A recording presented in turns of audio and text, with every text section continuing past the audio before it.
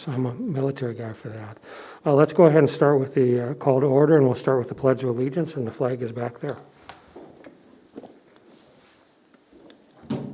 I pledge allegiance to the flag of the United States of America and to the republic for which it stands, one nation, under God, indivisible, with liberty and justice for all.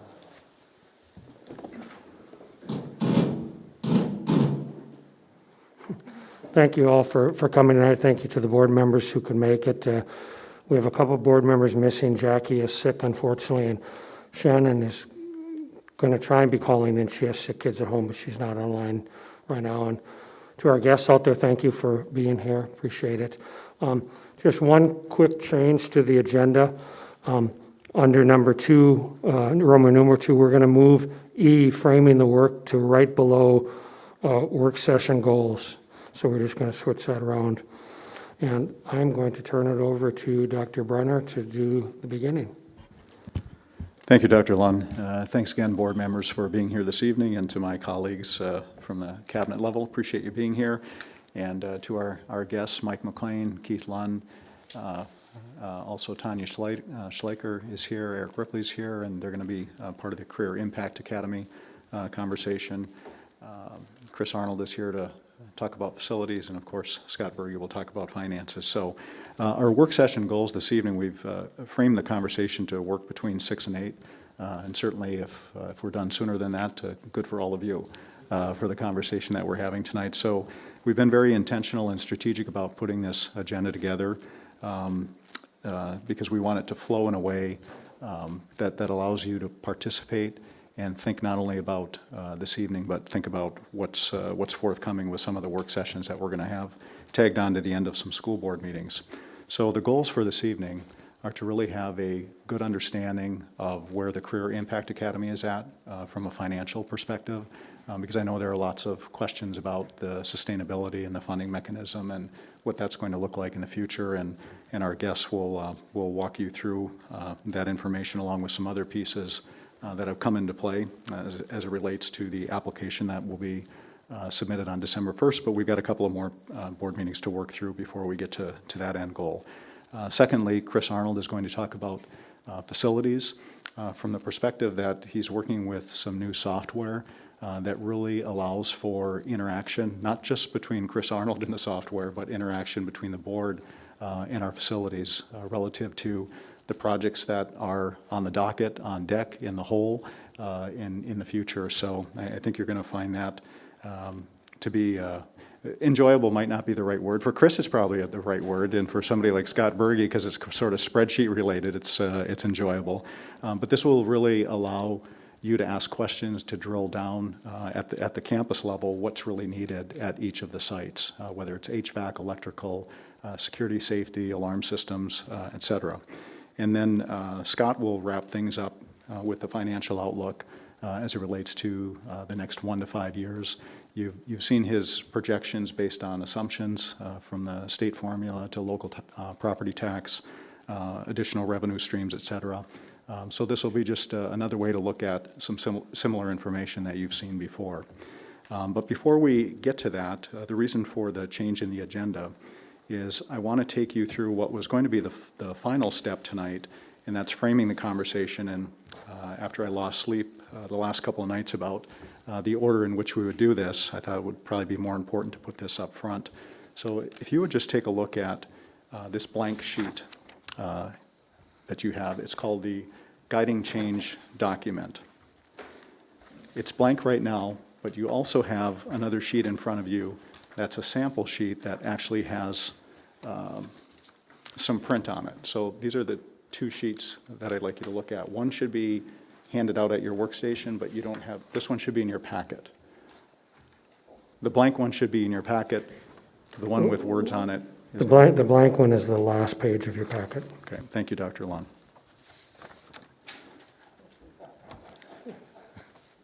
If you brought your packet. Okay, so let me give you a little bit of an overview of this document. We have some experience around the table from somebody who worked in another school district who actually worked through this process, and that would be Dr. Lewis. And it was really a helpful process as the board was engaging in attempting to make some really difficult financial decisions. Decisions that needed to be made over time and decisions that actually needed to be made in real time. And so what we've experienced as a collective group over the last 3 years of my superintendency here is we tend to come to agreement about our budget, whether we're going to agree to deficit spend, whether we're going to agree to go through reductions, or we're going to do some financial realignment based on our strategic goals. And typically what happens, not just here, but what happens everywhere, is we end up making decisions. Some people feel like they're part of the decision, some people feel like they're not at the table, and then we get people coming to the microphone. And that's where it gets really difficult. And I'm not saying at the end of this journey there won't be people coming to the microphone based on our budget realignment practice, but at the very least, what this guiding change document will do, it will ground us in our shared beliefs. So we have shared perspectives between cabinet level administration and school board members.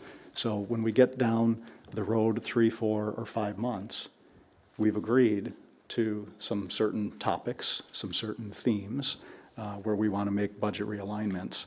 And when the emotions come in play from other people, then we can always harken back to the document that we had agreed upon.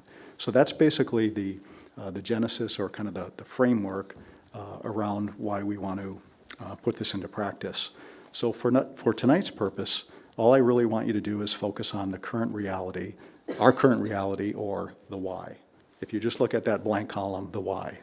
Now if you take the other document that actually has print on it, this would be a sample document of 20 hours worth of work that a school board went through to get to this fine print. I'm not suggesting that we're going to go through 20 hours of work. We might be a little more expeditious than that. But nonetheless, if you just look at the current reality of this school district's experience, they had a $6 million imbalance that they needed to rectify. Knowing that we've been deficit spending the last few years, board approved, because we've needed to because of catastrophic failures, we've had a number just about that big. So there was a $6 million imbalance. They were looking at some reductions and wanting to reduce the fund balance as well. So they came up with some numbers based on some strong rationale that you don't see here. There were some construction projects that needed to be done. Expenses were exceeding funding. We've been experiencing that here at the local level. There was perceptions that some schools are better than others. And again, I'm talking about another school district. For those watching at home, I'm not talking about Grand Forks Public Schools. There were increased costs due to individualized instruction and certain needs. And Mr. Berge has certainly provided lots of data around some of our smaller campuses that do increase our cost per pupil because we employ more adults per student than the other large school districts when we compare to them. There's a history of spending down the reserves. We certainly have done that, $11.5 million over the last 6 years, simply because we didn't have the extra 10 mills to work with. Good news is we have those to work with now. Property tax sensitivity, 80% is tied to human resources, and for us it's somewhere between 85 and 87%. Our funding is tied to people. There's a community misunderstanding of the purpose and the use of school financial terms. For example, what does fund balance mean? And when we talk about fund balance, we're talking about basically generally our checkbook, what we have to operate each and every day. There was discussion about all-day kindergarten, and then there were some budget restrictions due to legislative requirements. That was the current why. So as you're listening to the conversation about the Career Impact Academy and Chris's presentation about our facilities and Scott's presentation relative to the budget, I want you to think about our current reality, why. You might already have some ideas that you want to jot down. So, and then all you have to do is hang on to that until we meet next Monday. So at the tail end of our school board meeting on October 25th, we'll have a work session dedicated to getting deeper into this document. So all I want you to do is just take some notes tonight. You can certainly ask some clarifying questions for our presenters, and hopefully that will make some sense for you as we work through tonight. Are there any questions with how we're framing this evening's work?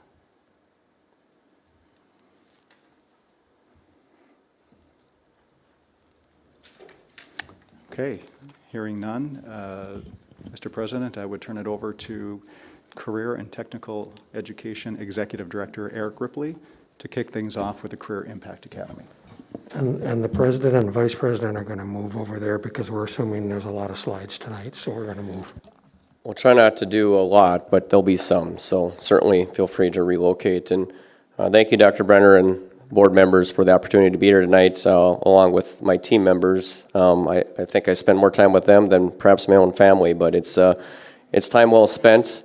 Certainly, we've talked about this before with the Career Impact Academy. This is not just a school district project or a school district initiative.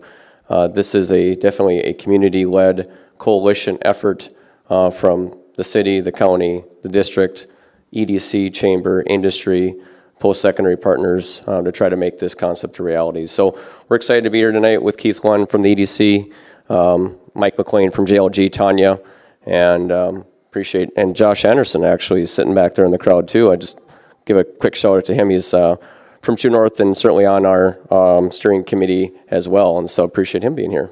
So we'll go ahead and get started with this, and then I'll probably bring these individuals up at the appropriate times and talk through a slide or two. Just want to give a quick reminder and overview to the group of this really broad group that is working through the various parts of the grant. Of course, Tanya being the grant writer of the district, really early on, we identified these are some very, very important parts of the grant that need to be addressed in the application. And so we put together a steering committee, broad-based representative of all those entities that I talked about previously, and then from there have kind of worked through different levels of committees, including building committee, programming, industry engagement, fundraising, community engagement, PR, and governance and budget. And I know there's a lot of questions perhaps related to the budget, so purposely left that one for last so that we can go off of the slideshow and then into the handouts that we provide in front of you. So again, overview of the steering committee, community leadership, city, county, EDC, chamber of commerce, educational leadership, certainly represented well by the school district, rural school districts on there as well, UND, Lake Region, Northland are post-secondary partners, and industry leadership from very targeted sectors that represent some of the major occupational areas within our region. Building committee. So one of the nice things is to start visualizing. What could this potentially look like? We've talked before about the preferred location for this Career Impact Academy. The former Holiday Inn and Suites, or Grand Forks Inn and Suites site, emerged as the top choice, confirmed by our facilities committee, and then confirmed again by JLG, and then confirmed again by AE2S. We feel like we're on the right track with that. So this could be a potential rendering of what a facility could look like and what it could entail in terms of programs. And JLG has brought in a group called Boundary Studios out of the cities that all they do is design CT spaces to work with us. They've been great partners in working through conceptually trying to build a facility to fit the programs and not the other way around. We talk a lot about we have high quality faculty, high quality students. This project is about providing a high quality facility for them to actually deliver the programs the way they're intended to be delivered. And that's pretty exciting for us. So as I've mentioned before, we think that there's some symbolism being on Gateway Drive. The fact that it connects all of our post-secondary partners certainly is a connection to our rural schools, being right off of the Gateway and Interstate, but even just the term, this idea of gateway, being a gateway to students' career choices and career exploration. So we think that there's, again, some symbolism on that. The building that you see in front of you would represent an 86,000 square foot facility. If that needed to be phased in based off of overall budget, it could look something like this, a phase 1, phase 2 approach. And again, these are conceptual, so not final drawings. But the idea would be is that we could design the building to be a phase 1, and then phase 2 could be something in the future if interested and if funds become available. So again, this idea of a 86,000 square foot facility, working very hard with JLG and Boundary Studios to represent what a 60,000 square foot facility could look like, because that fits in the constraints of the $20 million budget. but without sacrificing program opportunities for students. And so that's the activity that we're working through right now. Speaking of programming, we have narrowed in on the programs that we feel fit for the Career Impact Academy, both on 3 metrics: student interest, post-secondary alignment with Lake Region, Northland, and/or UND, and then regional occupational employment opportunities. So what career opportunities are available for students within our region? Okay, back up, what post-secondary training opportunities are available for students within our region, within those partners? And obviously, because these are elective high school courses that we're primarily looking at least from our lens right now, okay, the idea would be is what are courses that students have an interest in?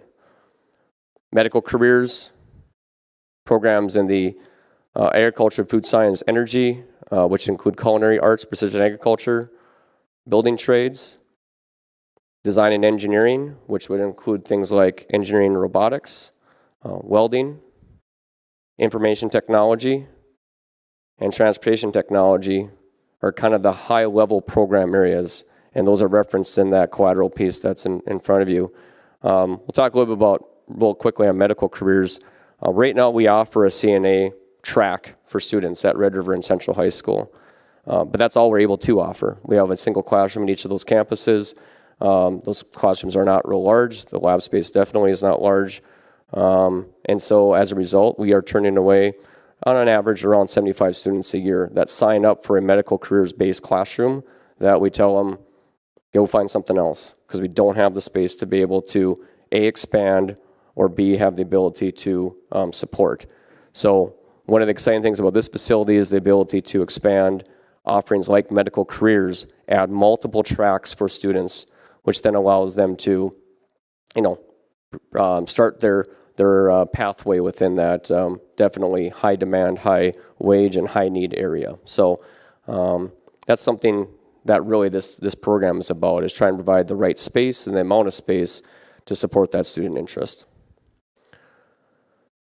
Industry engagement fundraising, I want to call Keith Lund up here. He's the one that's chairing this committee, and he can talk a little about progress to date, again, from a high level, and just had a quick update from our county that he might talk about.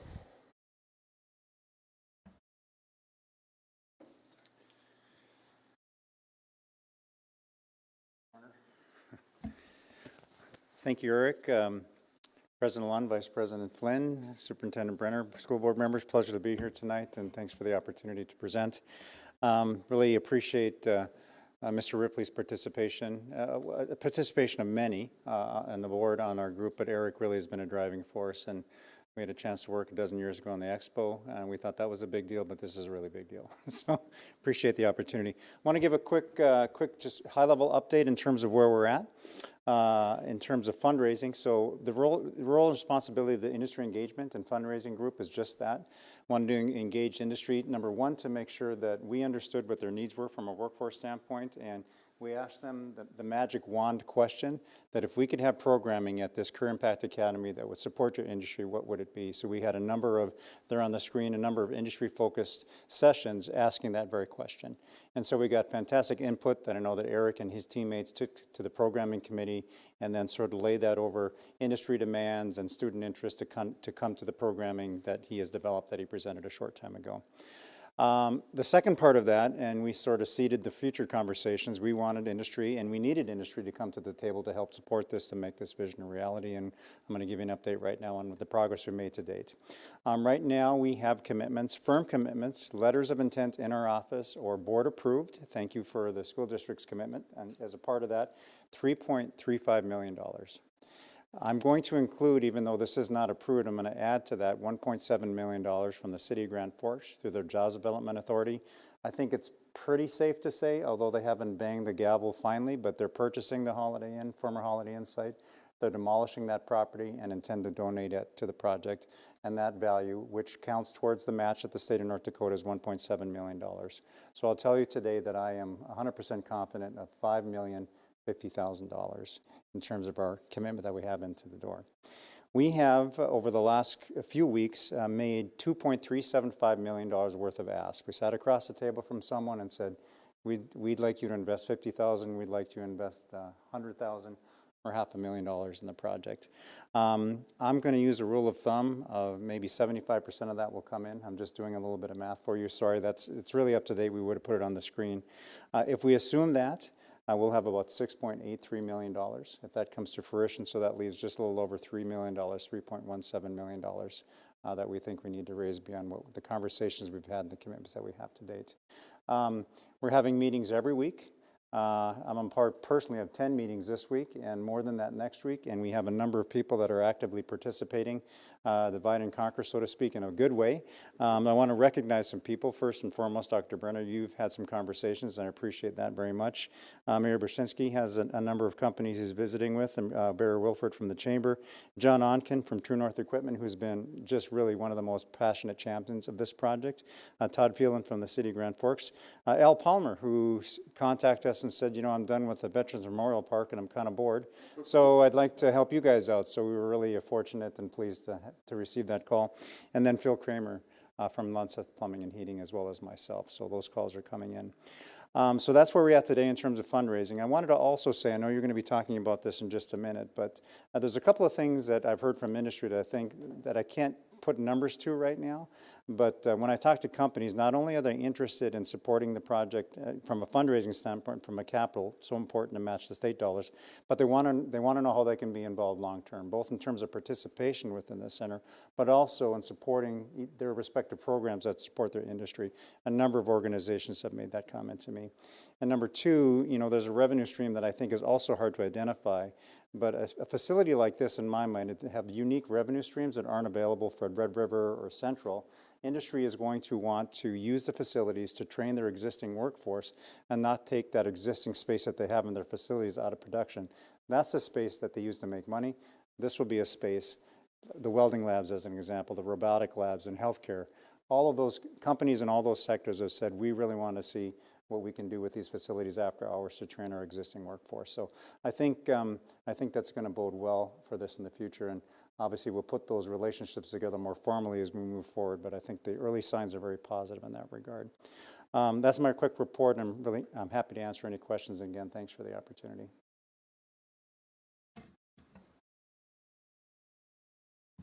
Any questions for Keith while he's up there? Or I'd if be you happy think to of come him, back too, but I'm happy to take a question now. I think we're good. Go ahead, Eric. Okay. All right, thanks, Keith. So community engagement, again, the piece of paper that you have in front of you, actually the glossy binder, that's something that came out of our community engagement committee. They did a great job with that, putting together what they're referring to as a case statement for donors, put together a website that is currently housed on the EDC website.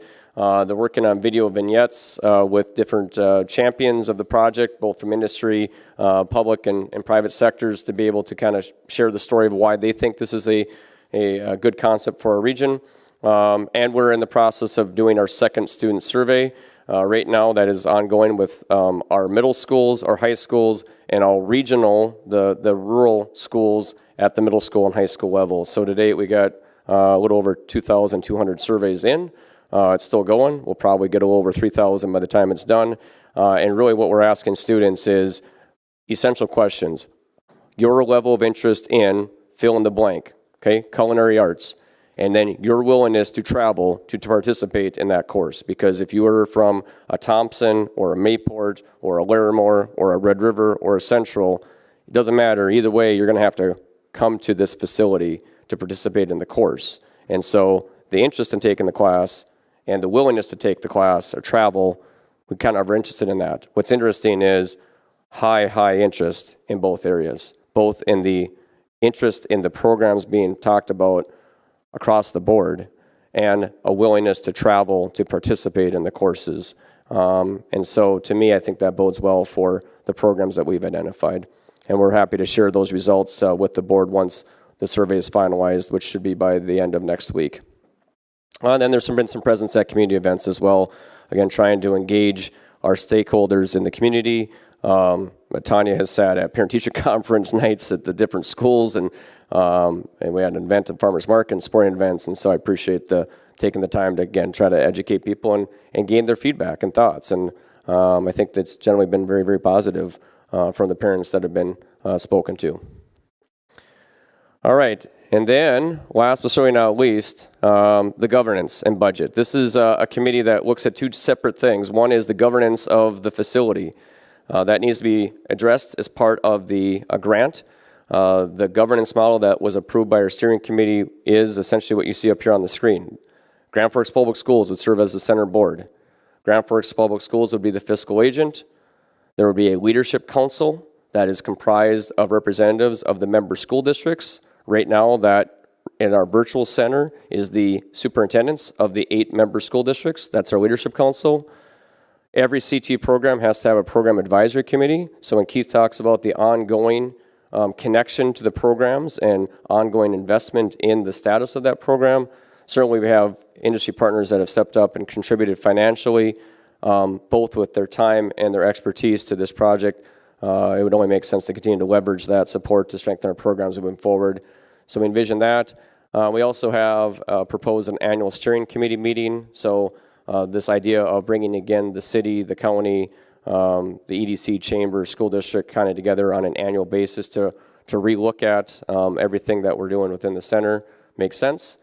And then you have to identify the administrative individual or delegate of the building. And as of right now, I think the support is somebody like myself, the CT director, would serve as the building admin, which would pretty much just mean me relocating from this building over to the CIA. So that would be what is being proposed as the governance model. This really mirrors the governance model that is currently in place of the virtual area center to a T. It really does. It's exactly the same governance model that's worked for the last 9 years for that. So we think that that makes sense. Any questions on the governance model? Otherwise, I'm going to go into the budget. All right, let's go into the budget. I don't want to dominate but I know that this is certainly an area of interest. So I'd like you to take out the handout that you have in front of you. We're going to go through this handout a little bit, and I'm actually going to call Chris Arnold to the podium, and at some point Mike McLean, who will walk through the first sheet, which is the one that says Career Impact Academy total cost of ownership and what that looks like. So when I think about sustainability or budget-wise, to me there's two different categories. There is the sustainability of the building, the facility, and sustainability of the programming, the staff. Okay? And so those are the two different lenses that we're going to look at tonight. So, Mr. Arnold? Thank you, Eric. So if everybody has that sheet in front of them, it's the Career Impact Academy total cost of ownership. So when you consider total cost of ownership for a facility, it's not only the maintenance budget to maintain the site, but also to take care of the site and then obviously proactively maintain the site long term, aka deferred maintenance, also known as capital projects. So as you can see on the left, we have a cost of acquisition. We're assuming $20 million. We're also assuming $1 a square foot for our energy cost. So dependent upon that facility. Now realize the $1 per square foot is a very presumptuous number. We could be at $2, we could even be closer to less than $1 a square foot. It really depends on how we construct that building and how vigilant we are to keep our thumb green in that perspective. We have a cost of maintenance annually that we took and just took that across our square foot, which is 75 cents a square foot. And then our custodial staffing for the facility, we currently use a plant manager's guideline of 35,000 square feet per custodian at the high school level. And in this instance, no matter if we built the facility less than 70,000 square feet, we would typically always have 2 custodians because we want to be able to double shift that. I know my administrators that have been in the buildings understand that concept, so we have some redundancy in the evenings and the mornings.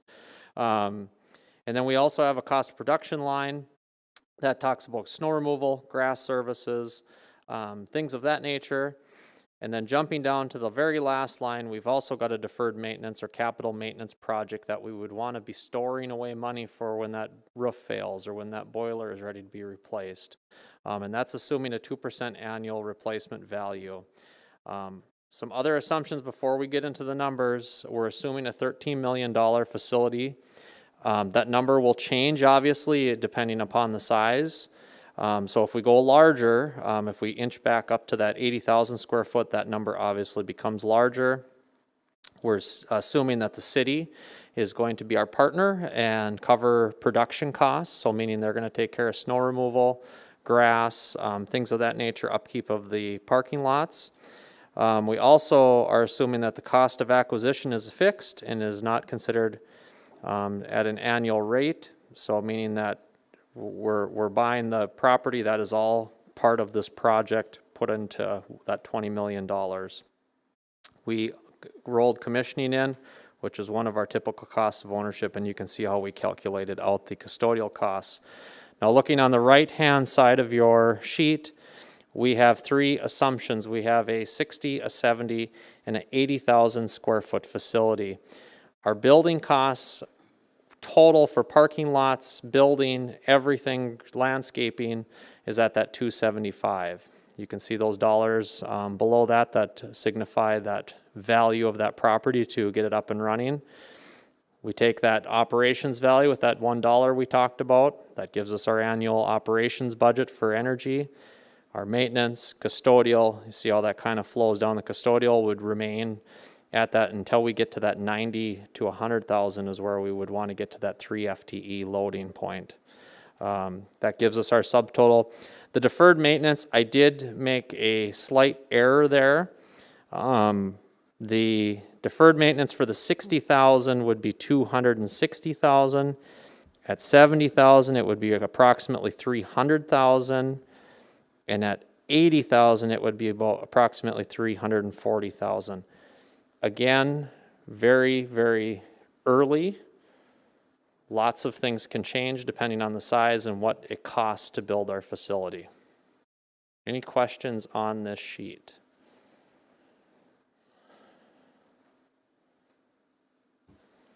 Yes, sir.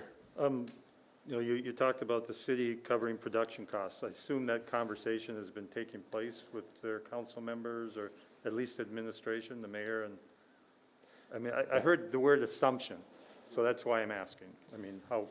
Yeah, if you want to, do you want to speak to that, Eric? I haven't been privy to all of that, so. Well, I think that conversation's come up a little bit with Todd Feeling, the city administrator, so it needs to be formally approved by the city. But what has been referenced is there is a road that still, if I go back to, oh, I'm going the wrong direction, my apologies. Let me go back to this rendering. The Convention and Visitors Bureau is in that top left-hand corner, and there's a little service road that essentially comes off of the street that goes into their parking lot. And the city's talked about the need to continually to maintain that road. And as part of that, then they would be on site already. And so, again, I think that's kind of the initial conversation that's been had without necessarily formal approval.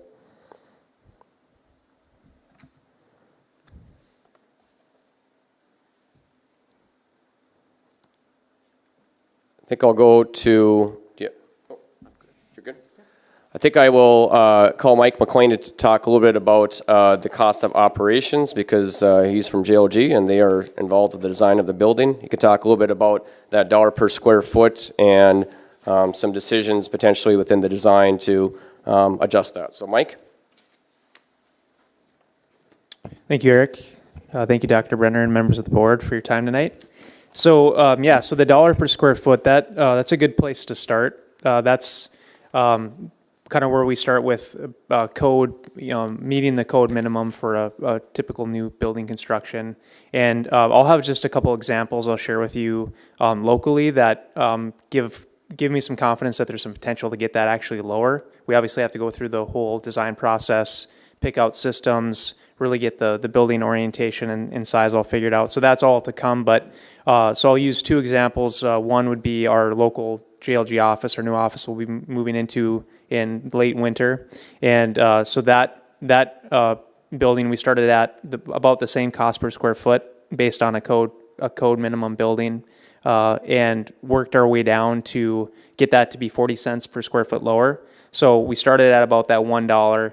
And through initial exercise, we looked at just using building modeling and technology to say, okay, let's use these daylight models and other things to inform how the inside of our office is laid out. So that informed where our desks would be located to maximize daylight, to use less energy for the lights. We also looked at plug loads and how much we're actually using our plugins at our desks, and just that alone, which didn't cost anything, got us down 20 cents per square foot. So that was like a zero initial cost. And then from there, we evaluated different mechanical systems, and we ended up going with a VRF system. So it's a variable refrigeration flow system, which is upfront is more expensive, but over the long run, that's saving us an additional 20 cents per square foot just for that system. And then looking harder and closer at how we use energy in the building. So it's kind of going to be exciting to see how we're going to be monitoring that, obviously, as we get in and see how we are performing. And we're going to be able to make adjustments based on that. So some fun stuff that we're doing there. We also are committing to solar panels on that project with a goal to be net zero. So that renewable energy is actually going to make that going to be a zero energy cost, and the payback on that initial investment will get us about year 8 or year 9. We'll have a total payback on that initial investment. So there's obviously different options we can look at.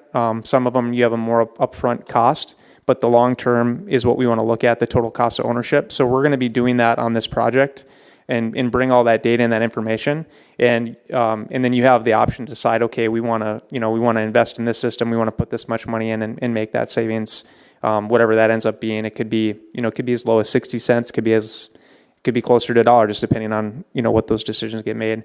Another local example would be the Alumni Center, Gorecki Alumni Center. It's a LEED Platinum building. They also use solar. They're not completely net zero, but they're on year 9 of that building being open, and they're going to be around $250,000 of energy saved from implementing those sustainable systems. And over a 30-year period, that's projecting out to be about $1 million total in energy savings over a 30-year period, which is typically the life of your systems. And it's averaging about $38,000 a year right now. So it's pretty exciting to see that actually taking place. It's where it's going. Even building codes are getting more stringent on energy. And so I think it's something we really want to explore and look at. The future of buildings is going to be going there in 10 years, and so we want to be ahead of that. And I also think there's going to be some really great opportunities to explore, have students engaged in that process as a learning activity. HVAC, plumbing, electrical, that all ties into what we're doing. And so how can the new building be that learning tool, but how can the students be engaged in that design process? I think it's kind of an exciting thing. Again, we don't know what that design is, and the decisions need to be made, but we're excited about that opportunity to look at that. And the $60,000 a year, that could potentially be $36,000 a year if you get that number down. So yeah, I think we're really looking forward to getting started on this. Hopefully in January we can get confirmation that there's an award and everything moves forward and we can hit the ground running. So if you guys have any questions for me on that or any other items, I'm happy to hang around and answer them. So. Questions for Mike? I have kind of a tangential question. It's probably not related to you, more to Eric, but I agree with all the green and being as energy efficient as we can, but I think the more we use the building, the better it'll be. So if we have that building open from 8 in the morning till 8 at night with outside projects, it's kind of like a parking lot. The parking lot sits empty 95% of the time and 5% of the time it's used. The more we use that building with revenue generating activities, I would think the better it'd be, in addition to the green. Yeah, and I'll just say too, that's part of the equation, right? So once you kind of figure out if there's an opportunity for revenue generation, you might just say, okay, how far do we take that initial investment on sustainability to get a number that makes sense from a operations cost. So there's kind of two ends to that, obviously, and I can turn it back over to you. So one last piece on this first page, and then we'll go through the next ones. But operations, maintenance, custodial cost, production, that subtotal piece is what would be, in the state's view, considered to be part of the operations of a CT center. And as such, there is state funding to reimburse 40% of whatever those costs are on an annual basis. So had that conversation with the state today, confirm that again with the state, the fact that they look at utilities, custodial costs, supplies, lights, snow removal, whatever it happens to be, as operations of a center. And therefore, they have 40% reimbursement of those expenses. Go ahead. Thank you, Mr. Ripley.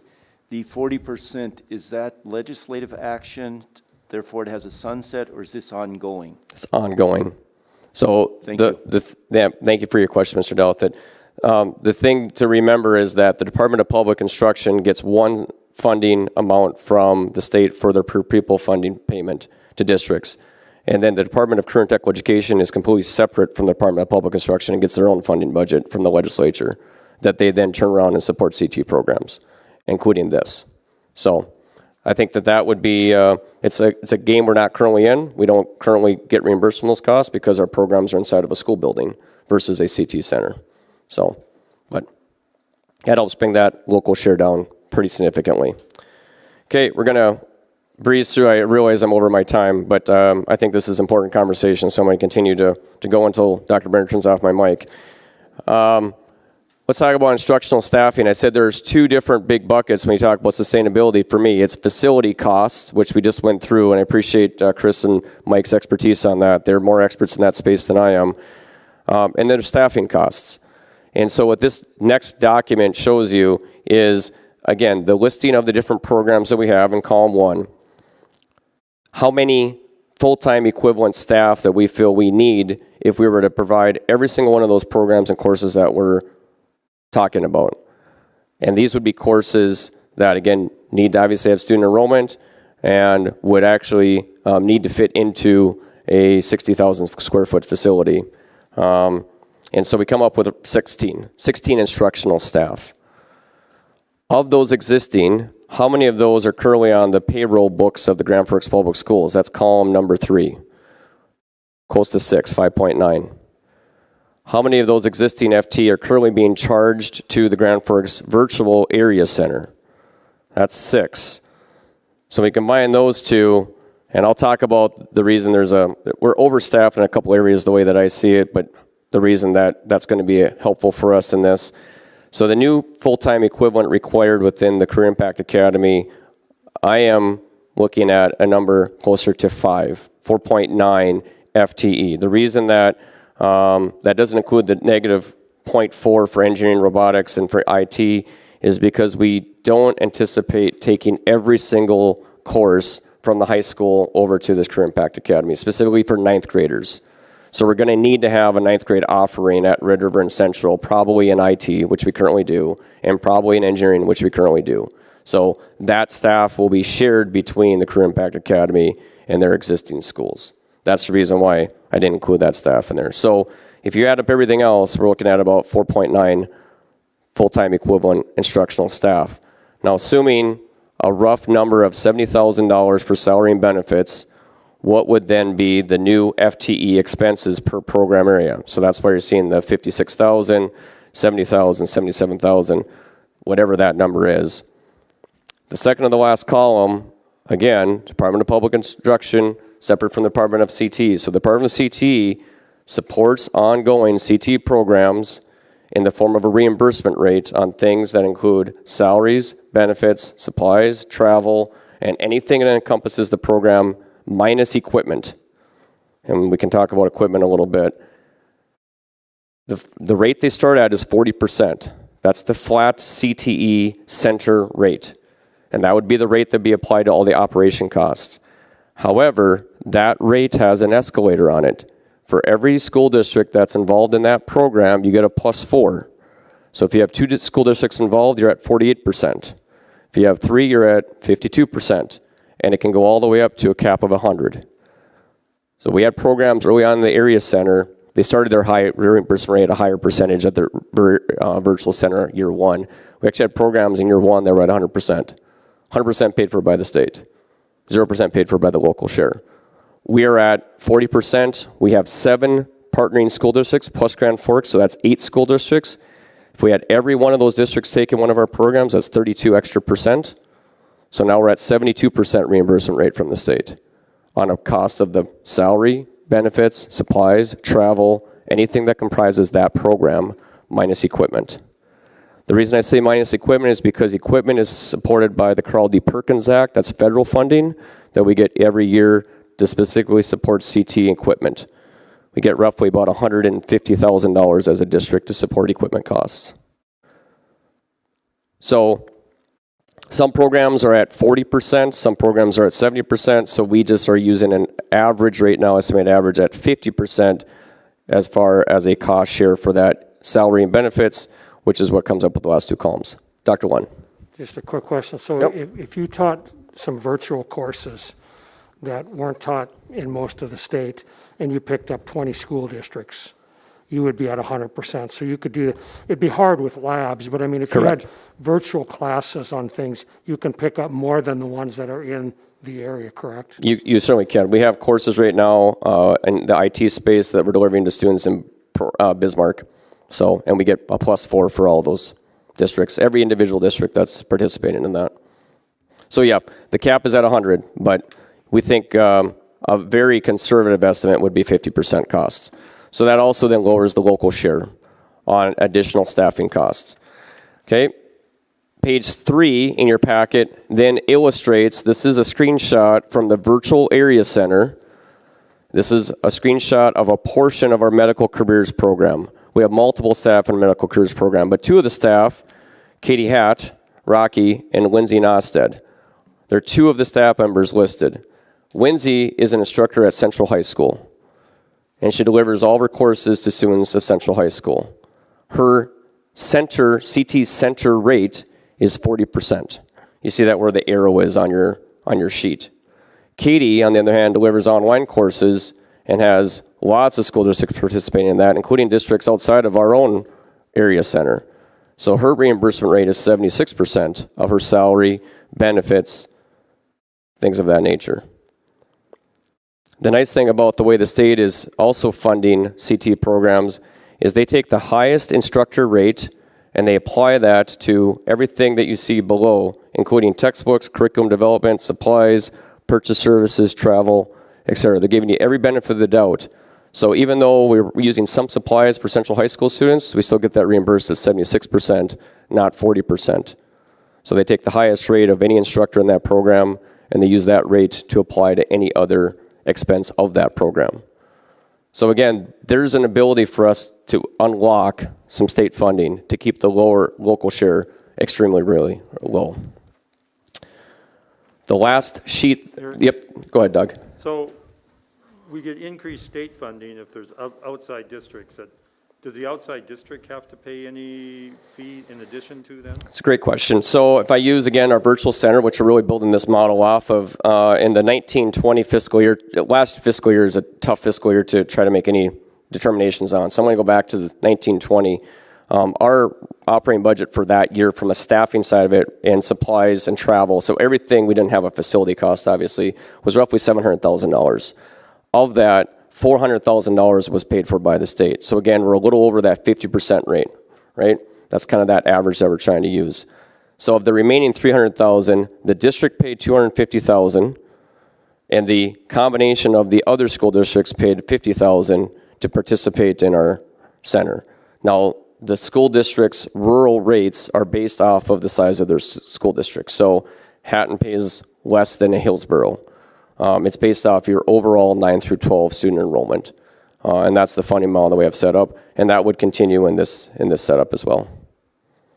So what about like you said, somebody from Bismarck participating online? So Yep. the Bismarck district have to pay anything? They do. They pay a per student tuition fee Okay. per semester. And that roughly is around $600. The last sheet that I have in front of you, and then I'm done, Dr. Brenner. We've been involved with the Virtual Area Center as a district for 9 years. And part of the reason why the state encourages large districts to be part of CT centers is because we have the staffing and sometimes the administration and the ability to deliver specialized CT programs to districts that never would have the opportunity to do that. And so as a result of that, the state allows us to start moving salaries from what would have originally been paid for by the school district only and cost shared essentially across the area center with a higher state than rate being increased. For every instructor that we have teaching just singly to the Grand Forks Public Schools, we get a reimbursement rate from the state of 27% on the salary only.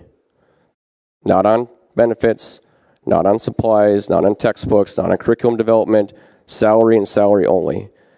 You bring that instructor over and put him underneath of a CT center, the rate starts at 40% on everything and goes up. So as soon as we started getting involved with the virtual area center, we started to slide salaries off of the general fund and over to the area center to be able to access the additional state rate. We also have to pay a membership fee to be a part of the center. You can see that number has increased over time as we started to increase the number of salaries being charged off to the virtual center. But what this document shows you is column 1, the amount of salaries and benefits that were regularly part of the general fund being charged off to the area center, the membership fee that we currently have, the salaries, just the salaries that would have been charged off, the regular reimbursement rate that we would have been receiving as a district had we kept them on our general fund books. So essentially we gave up that column of funding. But if you add the membership fee and the income that we would have been receiving on the salary reimbursement, that equals the total membership fee plus salary. But you take that column minus the amount that we were able to charge off, that gives you the final column of savings to the overall district. The last column represents, again, the savings overall to our general fund, realistically because the state has picked up a higher percentage of share of those expenses over time. And over 9 years, that number exceeds $2 million. And that continues to grow. Within our Career Impact Academy, the concept of relocating instructors from Red River to Central to a central facility will continue to unlock additional state funding, increase the amount that they're providing, lower the local share costs for those instructors. And to me, it's really incumbent upon us, I believe, to take a look at the savings that we've had over the last 9 years and reinvest that into making this project a reality. So that is my presentation, but I will stand for questions because I went through a lot of information. So. Any questions for Eric or any of the distinguished guests at the table over there, including Tanya?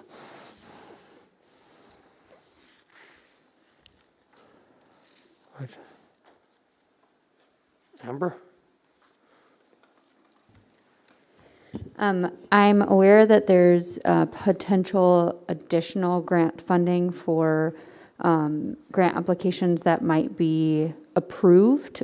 Could you explain what that release of extra funding might be if in fact we did submit and our application was approved for the project? Are you referring to the? It's like 2 point.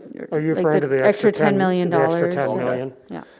So the federal funds that are being utilized, reallocated by the state to support the original $70 million pot for these applications for setting up new or expanded CT centers is Arpa funds. The federal government came out with expectations for how to address measurables within the Arpa funds pretty much right at the October 1st deadline. And part of that was the need for these facilities to be able to address a health monitoring component, which has not been defined yet for us because we haven't got that guidance from the state yet. They're working on that. The governor, in his time when he was here, during the special session, is going to ask the legislature to put $10 million additional dollars into the pot for these applications to essentially not be held harmless for that new restriction. So, for example, if we ask for $10 million for the capital campaign and get it matched by the state, they've said they'd kick in, like an example, an extra $1 million on top of that to allow us to address whatever the health monitoring component is.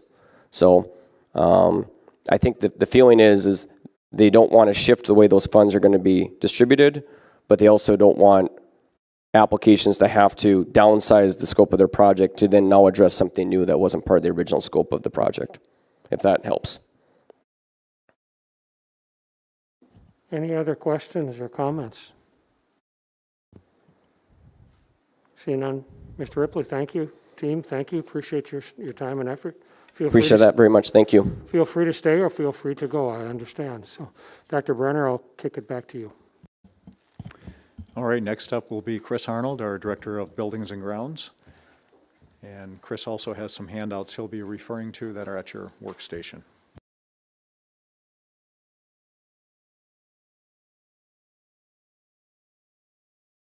All right, good evening, everyone.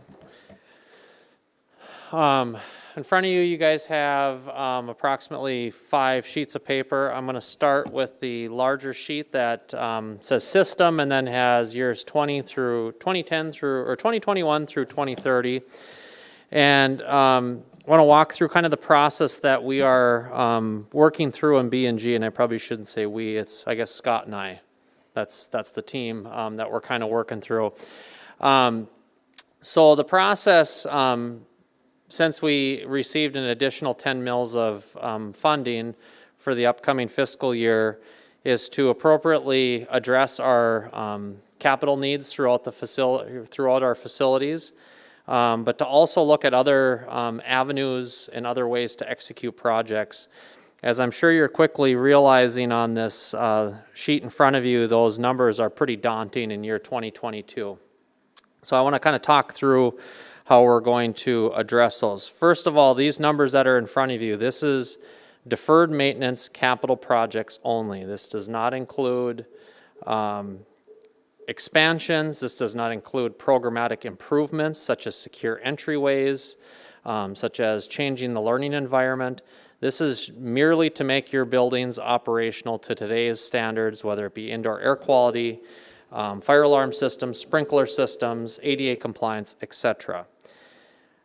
As part of this discussion, we now know we have that additional 10 mils, but we're also pursuing 3 other avenues to do some funding and to get some projects moving forward. Our first is our grants that we are out trying to secure. Right now, we are waiting for a grant from the federal government that I've been working with Tanya, and I see she stepped out, but we have a $4.4 million grant for secure entries at Red River and Central High School, as well as at Schrader and South Middle Schools. Secondly, we are going to be doing an energy savings contract. That will be going on the streets tomorrow, the actual advertisement. We have identified approximately $10.2 million worth of HVAC, electrical, and other various improvements, plumbing, that can be completed within our buildings that will utilize a program that the state of North Dakota allows us to bond and make payments back with the savings that we accumulate with energy. The next level of funding would be our ESSER dollars. We have currently $6 million remaining. I think this is from ESSER 3, Scott, if I'm not mistaken. This is the last. Yeah, 2 and 3. I was going to say, I think there's $1 million from 2 and there are 5 from 3. Yes, correct. And then we have our 10 mils that are going to generate that $2.5 million a year. So this is a very high level look into what our needs are. I didn't drill down by facility because if you go on to your next sheet, we actually begin to kind of start to drill down into each school. I really apologize that some of these things weren't broken down a little bit clearer for you, but there's literally so much data existing here. I can pull it up on a screen for you guys, but it really is almost too much to digest. This total begins to show you individually at each school where our deferred maintenance needs are.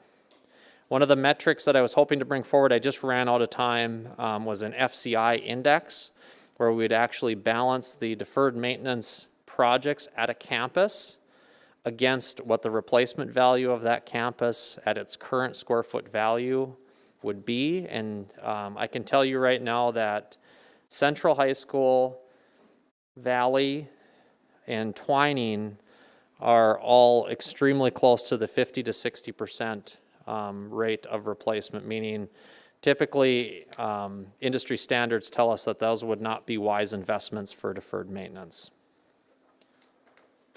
Going one page further, oh, I'm sorry, Amber, go ahead. Chris, is there, and Scott, are there any additional funds available through the federal government for base infrastructure? The airbase there, as a component of impact aid, there is some dollars attached to facilities. It's, the amount the federal government is funded has been fairly stagnant for probably the last 40 years. Some years we get zero, some years $70,000, $80,000, $90,000. It's somewhat variable and intermittent. There was an email I got today regarding a bill that might drive that up here a bit for next year, or the next few years. But at this point, it's fairly modest. The amount of dollars that we get from the federal government for our airbase school buildings. And do we still own Eielson? Yes. Okay. Is that something that we've ever discussed about taking offline to, I don't know, sell to the base or for their purposes, or I don't know how that works, but. Yeah, in effect, it is vacant. I know, Mr. Arnold, you know a little bit more about that than myself, I think, but I know there's Yeah. been some efforts. So I know that Dr. Nyblad in his final year or two signed another 99-year, I can't remember how many year lease it is, if it's a 50-year or whatever year lease it is for that property. But in order to take Eielson down, we would actually draw off of Twining's funds. I have not brought that forward to the base board at this point because Twining itself has some pretty large needs, and I worry that if we draw down those funds so far to just take a building offline, that we're going to end up shorting ourselves in the long run. Can you comment a little bit about how we've kind of got it mothballed and the cost to keep it up and running each year? I mean, we don't really have it going, but there is a little cost to it, but it's much less than if we actually were using a building. You're referring to Eielson, Dr. Lund? Eielson, correct. Yeah, Eielson, the water, sewer, electricity, all utilities are shut off to the site, so there is no cost associated with that. As far as I'm aware, I think our insurance costs are extremely minimal. Right, we basically just have insurance, if there was something that happened there as far as the covered demolition, et cetera. I think, Amber, maybe one of your earlier questions was if there was some interest by the air base in the building itself. There's been some discussions a little bit here and there, but I think the needs of the facility probably outweigh what the base is trying to do right now. And Chris, have you had any other conversations? Yeah, and the base is continuing to restructure themselves and actually try to reduce that footprint even as the mission is expanding. They continue to take buildings offline that are no longer suitable for their mission. So, okay. Any other questions? Cynthia? So I need you to go back just to the very beginning. So the $4.4 million grant for safe entrances at Red River and Central, that's an application that's been submitted. Correct. What about the energy grant that was $10.2 million? Yeah, so that- the ESCO, as I would refer to, it's energy savings contract. And that's Going on the streets tomorrow for bids.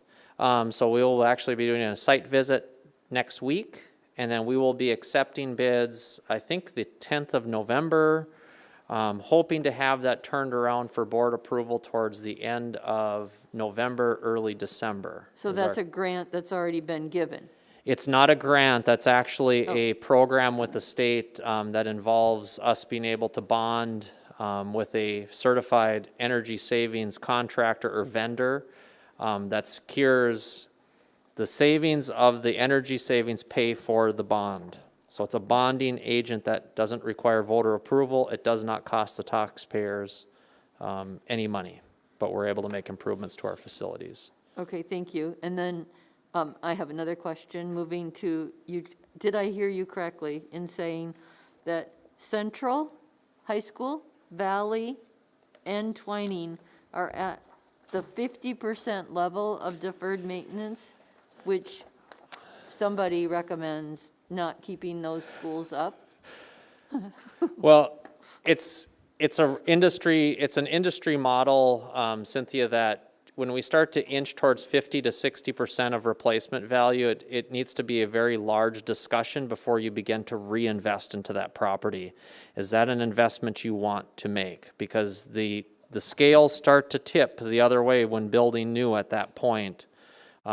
Because you're going to invest so much just to reinvigorate what's already there, and you haven't improved that product. Does that make sense? You're not going to change the shape of Central as a teaching and learning environment. It makes sense, except that I would argue that we have definitely kept that school up. In fact, putting so many millions into the new theater aspect of it. Yep.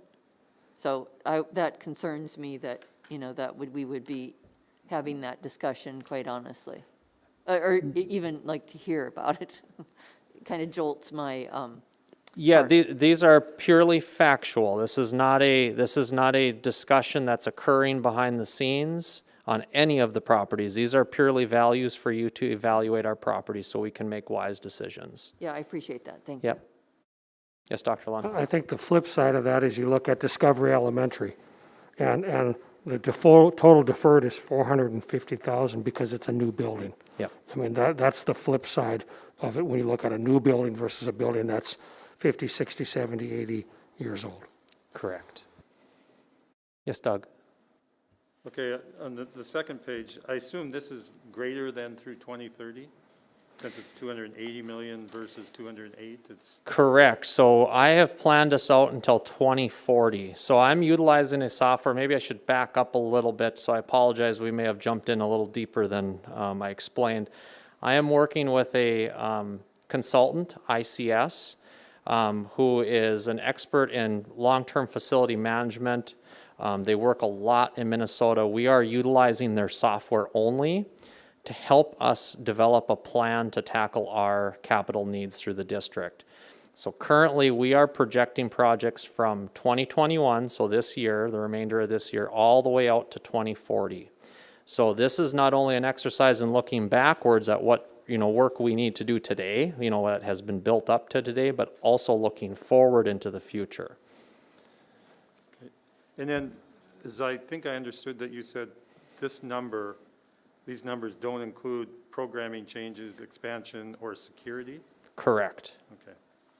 Secure entrances, mass notification, fire alarms, things of that nature are included in a capital maintenance project budget, but any kind of expansion, any kind of interior refresh that we would do within a facility, that is in a separate silo by design because I did not want to confuse numbers for you guys and just for clarity. Through 2030, the deferred maintenance is 208 million. And I think this is important because that number has been all over the place, whether Yep. it's in the media or wherever. Sometimes it's 80 million, sometimes it's 30, 260, this is deferred maintenance. Yes, this is deferred maintenance, and there's a lot of ways to slice this. So I really don't want to confuse, because this is where things get really kind of mind-blowing, is when we start talking about programmatic improvements in a facility. Let's say we're going to go over to Red River High School, and we are going to gut the entire academic wing. We're going to repurpose it. Obviously, when we would do that, we would address HVAC, we'd address plumbing, we'd address electrical. Theoretically, we would knock off most of our deferred maintenance, so we'd likely put a new roof on the property. We would start basically from scratch outside of a few maybe subsystems like, the structural support for the building, which would last well beyond hopefully what that project would be.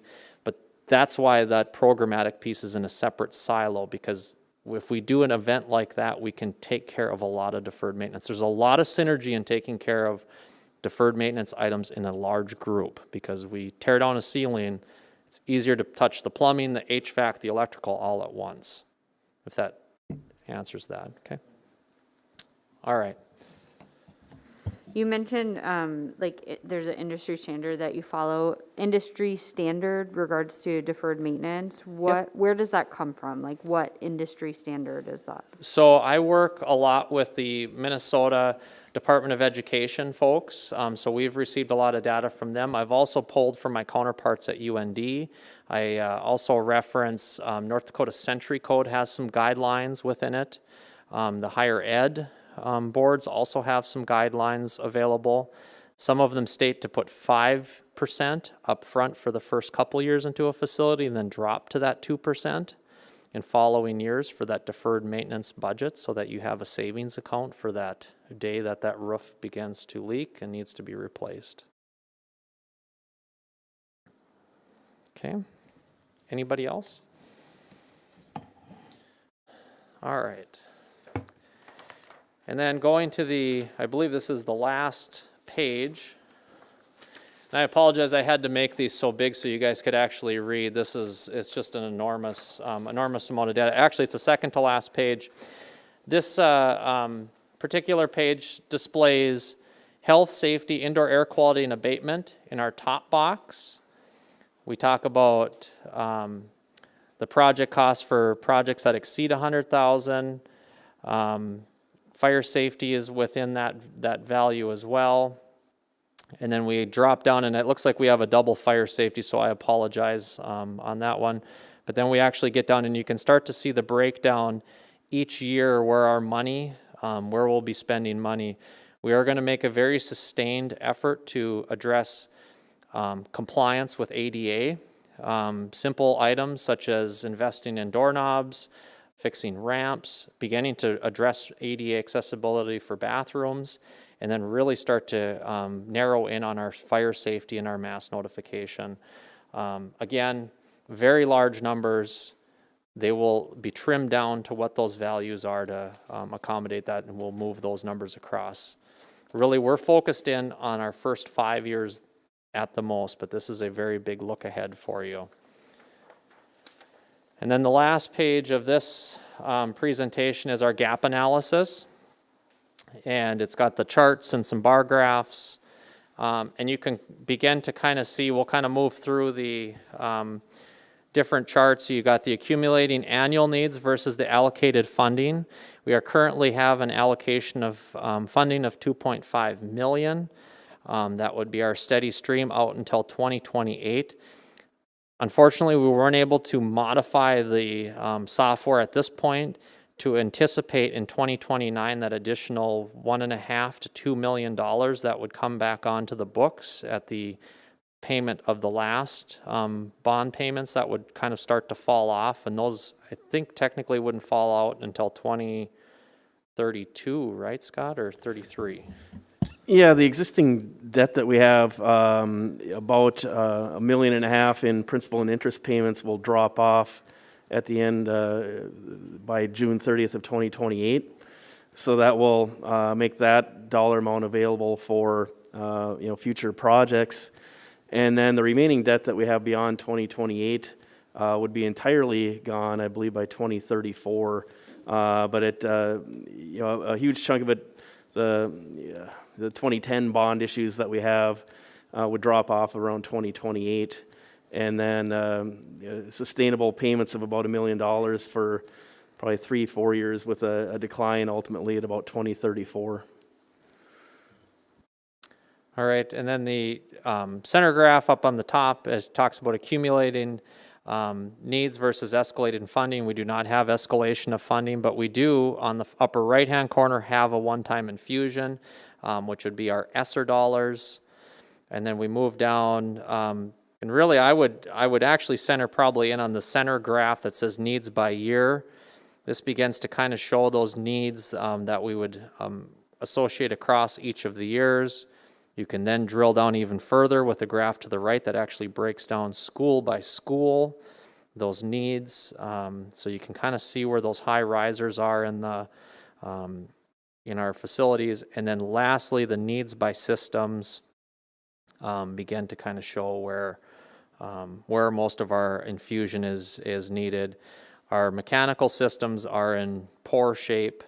I would probably grade them at a D-. and probably at a failing in many. Many of our buildings, really, we need to make some great strides in that area. And our roofing systems are nearing critical mass as well at Viking and Kelly. We have some failing roofing systems that need attention immediately. So, last packet, I have 2 slides for you in the and it's got the title of the graph on it is the Deferred Maintenance Funding Sources. So this is what Scott was referring to. This actually projects out until 2034 our funding sources. It assumes the 2.5 million is the amount of money we would receive this year with a 3% inflation value. You see the one-time infusion of ESSER funding of $6 million in 2022. And if you look all the way down to 2029, you begin to see the accumulation of the bonding, freeing up some mills for us to receive back into our construction fund. And we won't likely see that until 2032, going back to that full 2.5 million. Again, that's not assuming that those inflation numbers would go up, but they should match what our existing 10 mills are.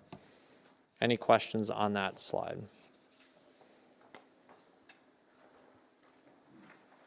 All right. Yep. Dr. Lund? So Scott, when we get done with all the bonding we're paying for now, what does the 20 mills get us, and what year would that happen? Yeah, so, so currently 10 mills, the additional 10 mills generates about 2.5 million. So the full 20 mills in today's dollars would be, about $5 million a year.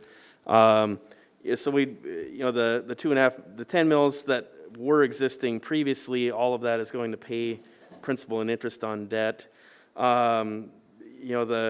Really the graph here really shows that in 2029, about $1.5 million in bond payments will end.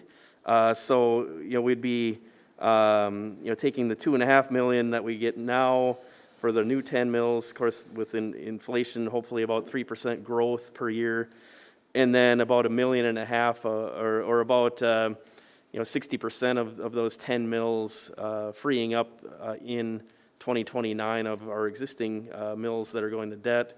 So that's where we'd be in that probably 4.5 to 4.7 million range. Well, let me ask you just a simple question. If you look at 2034, and you got the 10 mills for 21 and 10 mills for 29, why aren't they the same number? If we're not paying any other debt off, why aren't they the same number? I'm confused. Yeah, that was, you want to say it, Scott? We when we put these numbers together, they did not include the inflation. That was that note below for the new 10 mills coming on.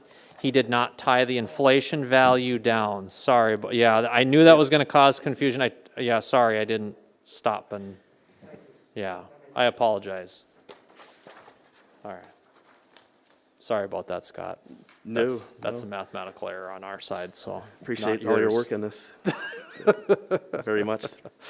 All right, and then the last slide is an interesting look at our existing facilities and how does our enrollment compare to where those facilities are. This is a really interesting exercise that utilized some Minnesota Department of Education values to help us score our square footage. So you can kind of see across the top, we've got our column 1 is showing our individual schools, the square footage. In the next column, the cost to replace those square footage. So you can actually see those replacement values. We can see the soft cost factor, which is going to be engineering, architecture, all the little sub items that would go along with a new building, and that's how you come up with that new replacement value. When we look over to the far right now to the enrollment, that shows our enrollment numbers at those particular campuses. And what we did is we utilized a table right below there. It's called Table 3, Gross Square Footage per Student Guidelines. And this is right out of an MDE document. And it talks about the student enrollment sizes, less than 550, 500 to 999, or 999, 1,000 to 1,500, 1,500. You can see that, and you can see how they have it columned off. That is giving you a high and a low square footage for our properties. So what this is saying is, obviously, the larger your school gets, that your square footage per student actually goes down, because, you know, we can utilize the common areas more effectively, meaning more students can utilize that, reducing that footprint needed. One of the really interesting things here as we kind of look across, so when you look down at the very bottom, I've got a graph laid out for you. You've got Ben, which is Ben Franklin, Century, Discovery. Kelly is J. Nelson, Lake Agassiz, Lewis and Clark, etc. On the column on the far left is the low square footage value that MDE is giving you for that elementary. The column on the right is giving you the high. And the blue column in the middle is showing where our current square footage is. So what we want to be is, you want to be between those two things, because if we're overbuilt, that means that we're not using our facility to full capacity. So meaning we could plus more kids into that area. So it makes sense at a Discovery Elementary. We know that that's a 600 student building. We're sitting right above 500 kids right now. We know we've got capacity, and when we increase those amount of students, those numbers will drive higher. I hope this makes sense. I wanted you guys to see that there is some facilities, such as Nathan Twining, that are grossly oversized for the amount of students that they have within them. Central and Red River, I'm a little perplexed how we are that far out of whack. I know that we had more students. A few years ago, I think we were closer to that 1,500 mark, if I'm not mistaken, Dr. Brenner, or 1,200, I don't.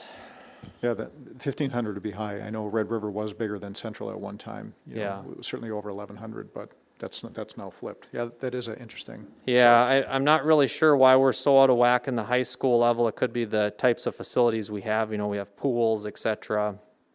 And then, you know, you can see your middle schools. Really, Valley is probably the one that we see the most caution at right now. They are at capacity per the MDE guidelines. So any additional students, et cetera, you take into that area. So this is just a good exercise for us to look at our facilities as we begin to invest into them and begin to look programmatically long-term. Where do we want to invest, and do we expand? Do we contract? And really, I think what this shows the most is we programmatically need to change the way we're using our buildings. We're not effective with our space, because the number one conversation I have had with every principal is, I don't have enough space. I need more space. And if anything, this graph is showing us that we have the space, we're just effectively not necessarily using it as effectively as we should. Yes, Catherine? No, that was, I don't know the colors, sorry. It wasn't means like one's on fire, one's yellow, slow down, one's green's go. Yeah, no, nothing like that. So. He did that for me. That was just for me, color blindness. What does MDE, you've used that? Minnesota Department of Education. That's what I thought, I Googled it. Chris, you talked about Minnesota Department of Education. The question would be, obviously, we're in North Dakota, right? Correct. So, you know, they fund differently. Does North Dakota Department of Ed not have standards or guidelines, or how I come? don't know that they have anything to this level. Okay. Minnesota being so much larger and so much more robust with their K-12 piece, because they are just a bigger, you know, institution, just has a little bit more legs to it and has been able to kind of assemble this. Yeah, to your exact point, they fund their schools completely different. They fund their facilities completely different. And in fact, we wouldn't, in Minnesota, our indoor air quality issues, we would not have to go to the taxpayer. We would be able to institute mills to take care of those things. Life safety, accessibility, those should be givens at our schools. And instead, we're fighting with indoor air quality versus accessibility. It's really tough. For me to fund there's so many projects, it's extremely easy to fill out $2.5 million worth of work with the existing mills. But this is the plan, and I know Dr. Brenner, and I had talked before this, but this is step one. Each year we plan to bring to you guys, and I'll actually bring the software forward tonight. I think we're a little pressed for time. But to actually be able to show you guys, we can print reports for each year where our money has went from each pocket of money. So we can accurately display not only for you guys as the board members, but also for our community to show where our money is being spent and that we're utilizing those funds in a responsible way.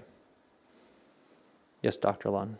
Chris, are there not national standards for square foot and things like that? I mean, there's, beyond Minnesota, there's national standards that you can use to compare to that I'm sure you're very aware of as well. Correct. Yes, Doug. So just to clarify my mind, as I go back to the first page, for 2022, you've got $54 million plus worth of projects. Correct. We've got funding identified, anticipating a little over 23 million. Yep. So at this stage, with no additional funding, that just keeps getting pushed year to year to year. Correct. And in effect, the ESSER won't be available, the energy savings contract won't be there in the future, federal grant, who knows? I mean, so then we'd be back to 2.5 million. Yep. Okay. Yeah, that's the disheartening part, and we're going to try to do as much as we can with the energy savings contract. We're hoping to engage with a vendor that has a lot of expertise in mechanical, especially in indoor air quality, to help us address these needs to not only make us more energy efficient, but also to improve that indoor air quality. It might not mean air conditioning, but you know what, it might mean a system that's bringing in fresh air from outside, which is 100% better than what we're doing right now in a lot of our facilities. Now, right now, we do still have money in the general fund budget for projects. Yep, for fiscal year 21 to 22 with, now with the 2.5 million with the 10 mills, there's about 1.6 million in the general fund budget, final general fund budget that was approved. Okay. Cynthia? I have a question about the mechanical systems on that same first page, 40,587,000. Does that include Valley then? Because when we Yes. toured Valley, we were told that that system was not functional to be repaired at all. Yeah, in fact, I can give you an update today. The condensate on one of the boilers has completely rotted out. We cannot replace the condensate tank or the pump because they no longer make the pump. So we're right now working with a local welding company to try to repair it. Valley is a mountain of work. And I didn't drill down to that level today because I was trying to give you guys a very high level view before we begin to dive in. But Valley is a much deeper discussion. And when you guys are prepared to go there, I'm prepared to share with you the deferred maintenance, the capital improvements that we need to make at Valley. For that campus. So with that, on that page that you colored for Dr. Lund, so Valley Middle School, that's existing square costs. So that isn't a cost of deferred maintenance. We don't have that for Valley. I do have that for Valley. Is that on a graph? No, it was actually, it's by your facility over here. Yep, it's just shy of $31 million. But that's only through 2030. Correct. And really, most of Valley's maintenance needs are, yes, within the next 10 years, yeah. So, but then I look at that and say, but South Middle School is 60 million. Yeah, so South, what's going on at South, I'd have to pull that up, but I know we have roofing loaded into that equation, and that number does not seem quite right to me. I think there's something else going on with that one. I need to drill down further into that one, Cynthia, because I think that might be pulling something else into it, because that is not correct. It should not be 60 million and Valley is 30 million. Thank you. I apologize.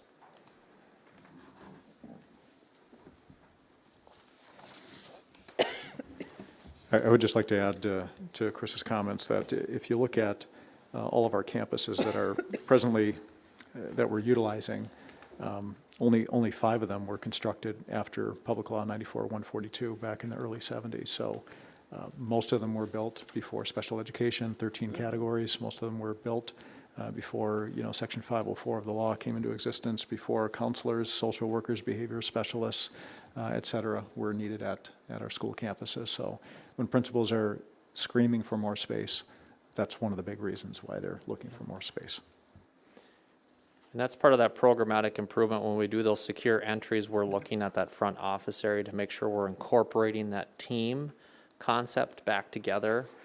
So not only are we trying to just improve not only the security, but also to improve the efficiency of the building and stay pretty centered in on those areas and improve the classrooms that we're going to affect.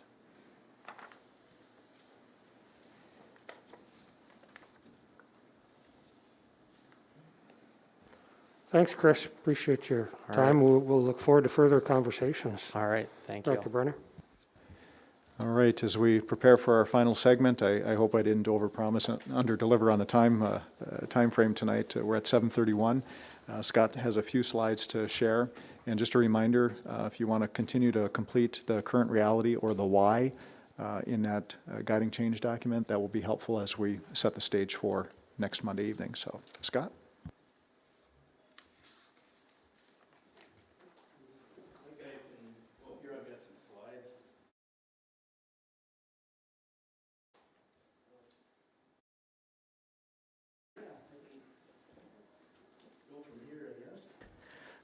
So we're back to the board packet after the last slide on the Career Academy.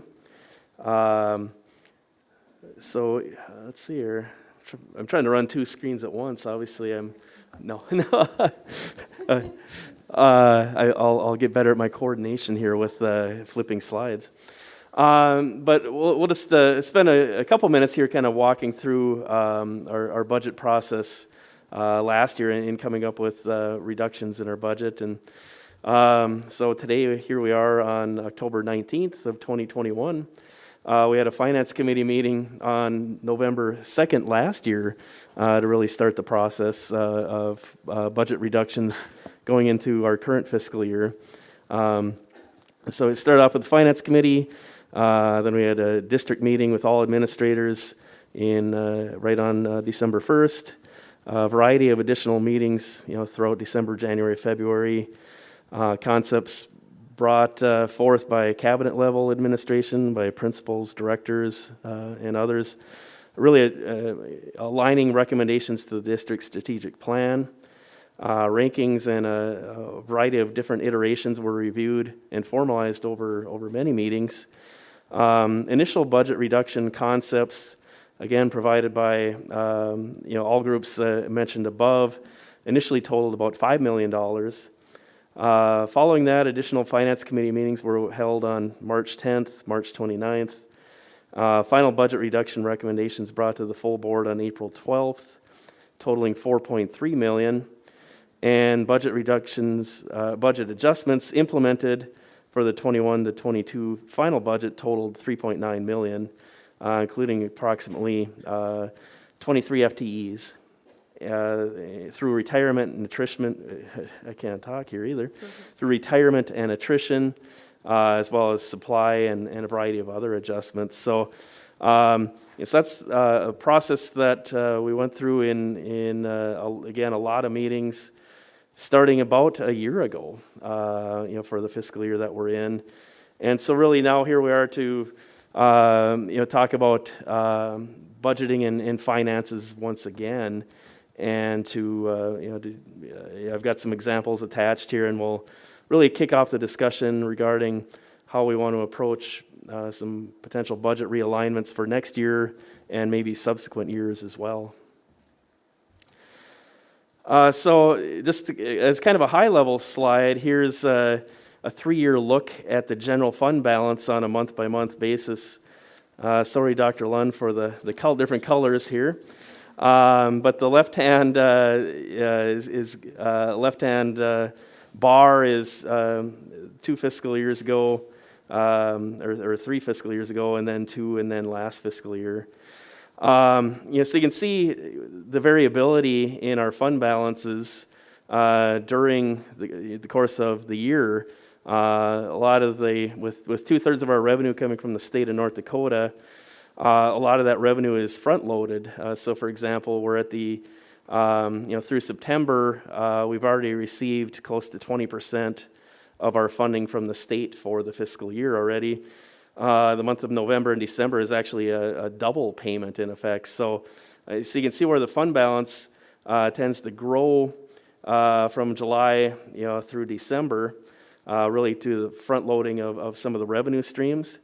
But then you can also see each year how much lower that fund balance is at that same month point in time compared to the 2 years prior to that. Again, a significant portion of that was our construction-related costs that we've incurred out of the general fund. And so, during the typical school year, monthly expenditures out of the general fund can exceed $10 million. A rule of thumb is a healthy fund balance is a minimum of 15% of annual expenditures, or in our case, about $17 million. And you look at where our general fund balance was on May 31st of 2021, and that was $338,000. That's an unacceptable balance to have on hand. It's in effect, if you were looking at your personal finances, you get to the end of the month and you've got $10 in your checking account, and that's about it. So we need to, we've made a significant improvement with the work that we did last year, over the course of last year, over many months, implementing some budget adjustments for this year totaling about $4 million. The 10 mills, the additional 10 mills in the building fund at about $2.5 million per year, that's a significant improvement for us. But we can't be status quo here. We, even with the budget reductions and the $2.5 million, if there's a major facility issue that comes our way, whether it be Valley or whatnot, we're going to have to be forced to dip into the general fund. And right now, we don't have much to dip into with that general fund. Going forth to the next slide. So, feel a little bit like an investment person or something here, making a disclosure here that in effect, what's on this page and the next page really is a look at 3 years of projections based on a variety of assumptions. So, it's a scenario, really to illustrate fund balance improvement over the course of 3 years. It's not a recommendation upon my part or administrative part at this point. We've got a lot of work to do together and with people beyond who are in this room, that work within our buildings and teach our students. So we've got a lot of work to do. But this is a scenario that would allow for some improvement in that general fund balance over the course of the next 3 years. And so you can see of that $4 million, we've got about $3.7 million there. There was actually about another close to $300,000 within that. Actually part of that even relates to improvement in impact aid, net payments from the state, et cetera. But we're at that roughly $3.9 million range. But you can see a lot of that in our current year budget was within salaries, and a significant portion of a larger early retirement group falling offline based on the fourth payment. Salaries and benefits and supplies, library budgets, et cetera. So the projections for the next 3 years, with 85% plus of our expenditures out of the general fund being salaries and benefits, that's what I've included here just as for discussion purposes for you know, what some potential realignments in budgeting would generate. And you can see that in total it'd be about 1.5 to 1.7 million per year. Again, a healthy general fund balance is in that 15 to 20% range. If nothing else, again, it's due to the timing of our expenditures and revenues and how certain times of the year, typically toward the end of the school year, where that fund balance is at its weakest point. You know, revenue growth for property taxes and state aid will likely continue to be low percentages. You know, we're in that, you know, 2.5% to 3% probably for property value growth right now. Used to be in that 7 to 8% range, but we haven't seen that in a few years. State aid from state of North Dakota for the per pupil payments, you know, 1% for increase in our current fiscal year and next fiscal year. You know, during the last legislative session last spring, there was talks about if school districts made good use of ESSER funds, et cetera, you know, there could be some potential for 2% increase in the per pupil payment the next session. You know, of course, there's a lot of time and a lot of, we'll see where things go. But that said, I would not expect a large percentage increase from the state, given the economies of you see inflation and things of that nature everywhere right now. We'll see, but I would not expect a high increase from the state. And an important assumption, what will be on the next page, assumes no major emergency facility projects that would require significant general fund usage. And so that's in a world where in the next 3 years there would not be a failure at any of our facilities, a significant failure that would cost a lot of dollars. That may not be realistic given what Mr. Arnold presented just a short while ago. Health insurance has been stable for the last 3 years. I've included increases over the projection period that you'll see. It's not realistic, for us to be able to maintain the health insurance costs that we have for the current year and the previous 2 years.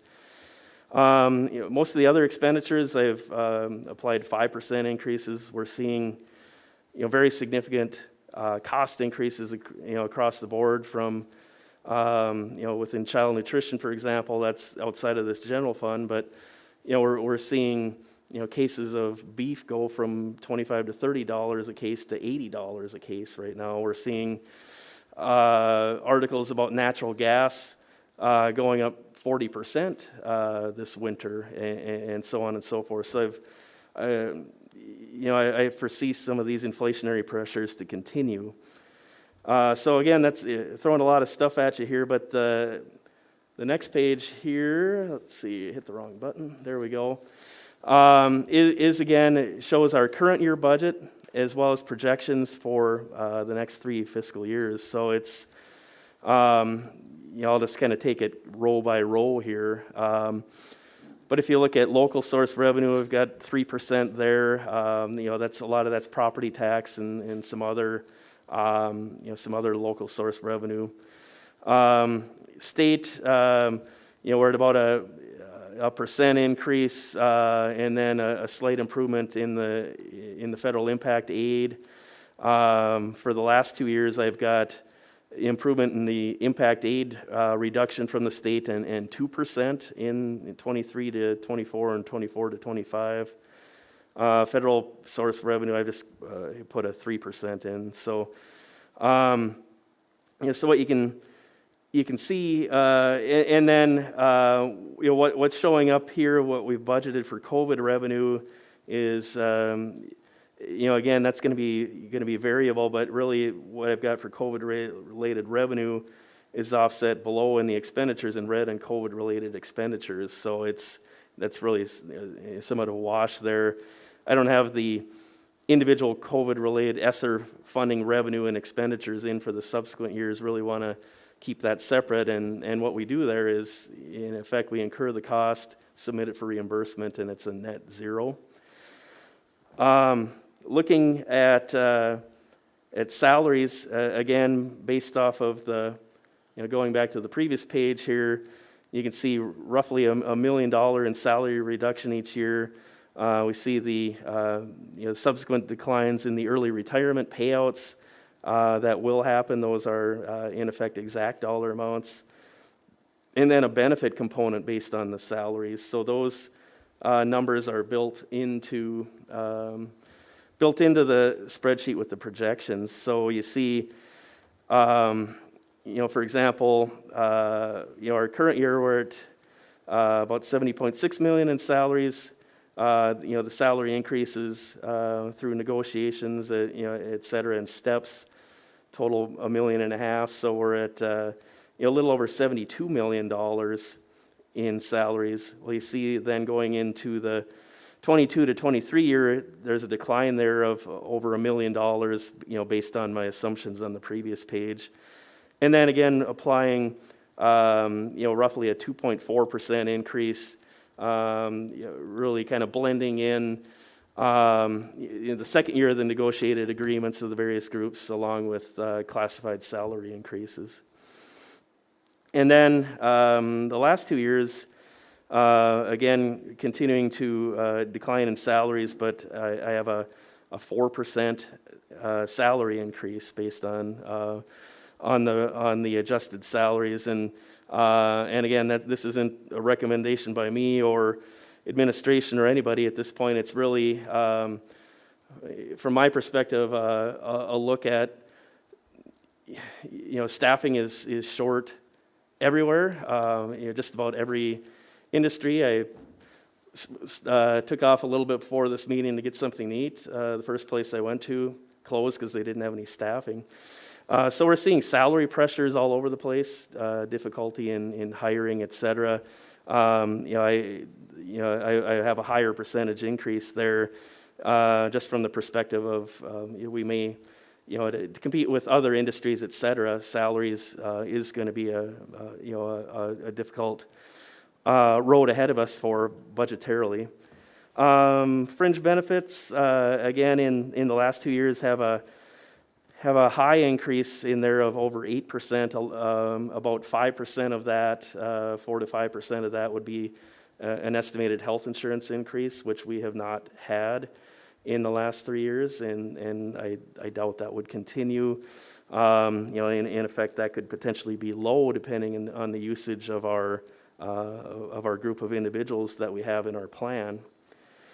Then I've got some adjustments for COVID with some technology and some other items where, some of our replacement cycles, et cetera, whether it be in technology or some other areas, we'll see some general fund savings and things of that nature for some of those items that we'd be incurring anyway.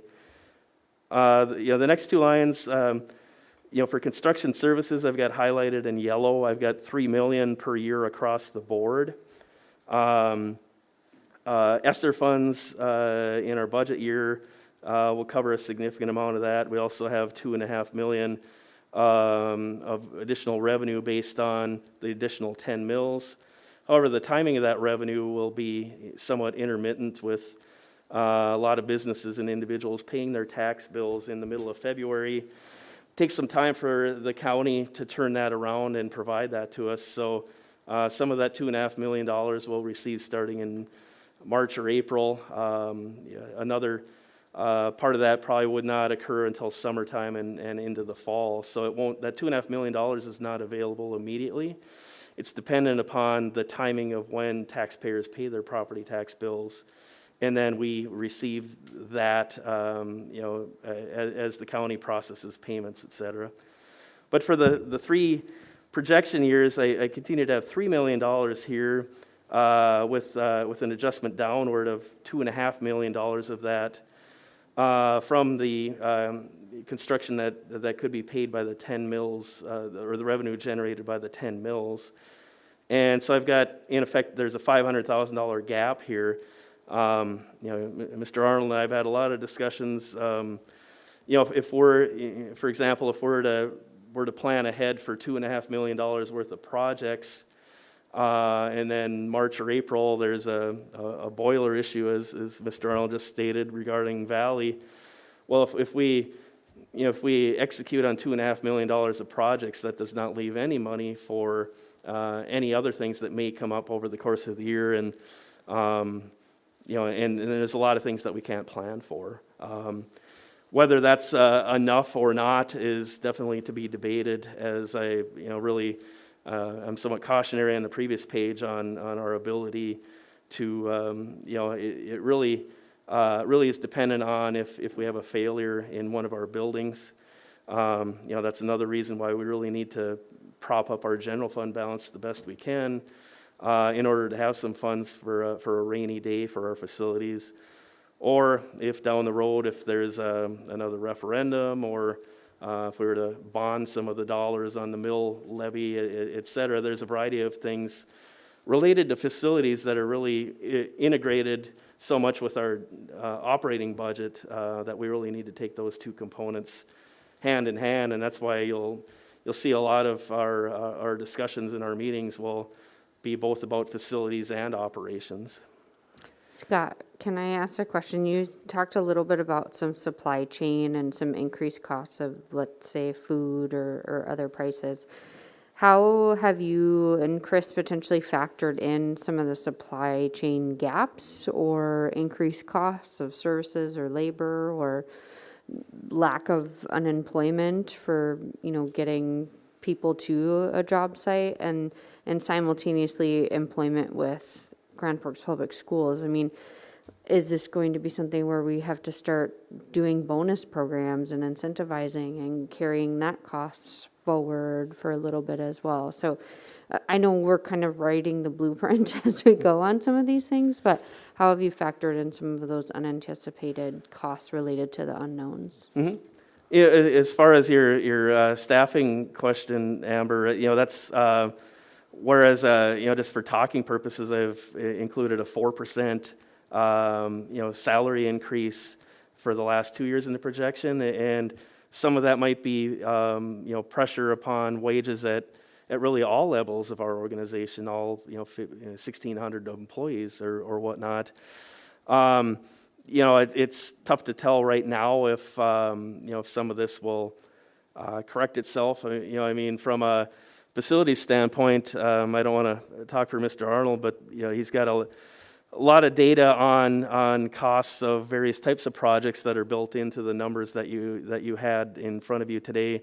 But there's a lot of variability. If we were to have taken numbers solely at one point in time, maybe 4 or 5 months ago, when lumber was 60 to 70% higher than it is today, it's very tough to pick one point in time and run with that. I think we have to look over a period of time, and that's where we've got a lot of assumptions here.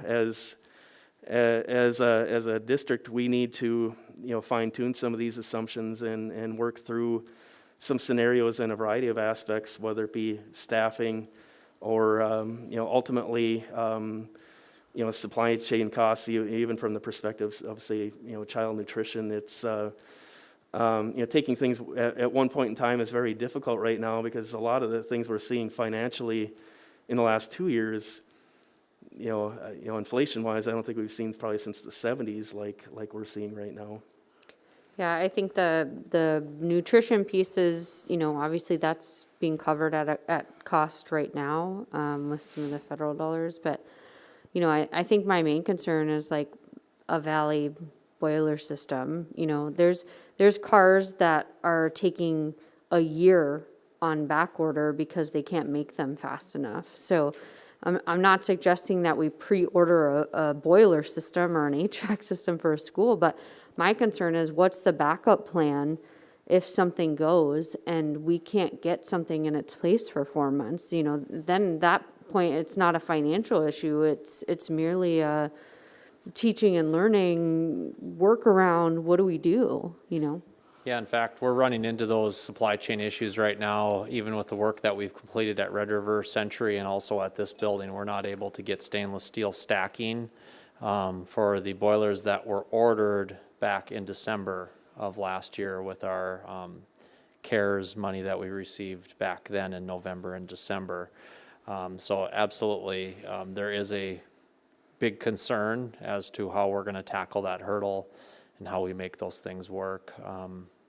They're really out of our control at this point. Staffing is a concern, but you know, we're working as best we can with Lindsay and Scott. So. And to just give you a quick snapshot of what we're doing behind the scenes is that we're having contingency planning going on. So looking at offsite facilities, looking at schedules that we might combine with our current facilities. I'm actually having coffee Friday with Nancy Duteau, who was here during the flood, and had her building completely go offline to find out and capture some of the ways in which she managed that disaster. So we are putting those wheels in motion. And other things like even from our Chromebook replacement cycle, Mr. Ripley, and we're placing orders much further in advance than we would have normally have, because just from the perspective we know the time frame when we need them. So we're trying to adjust on our ordering process as well. Last item really on here under expenditures is utilities. I've put a 5% increase there and 5% increase in most of the other costs. Again, not knowing, it's hard to know, utilities jump up and down a lot, but on average, and anyway, you look at utilities, it's a big number at $2.5 million at the last year, but that's less than 2% of our budget too. Going down in the annual surplus deficit area, our current budget, we have a deficit budget of about $610,000. However, moving that $3 million special reserve fund that we implemented a couple of years ago, we can move 50% of that annually to the general fund to cover salary and other costs. You can see where that infusion of 50% of that will actually be a net, net about $20,000, $25,000 to $30,000 increase in the general fund balance. So in effect, our current year budget is in effect about a break-even point. And then you look at the ending general fund balance. If we hit budget this year at about $7.4 million, you take that divided by our total expenditures of that $113.7 million. Our percentage of total expenditures in our fund balance is only about 6.5%. And again, that 15, ideally 15 to 20% is a more comfortable and reasonable fund balance to allow for some unexpected expenditures that may arise within the district.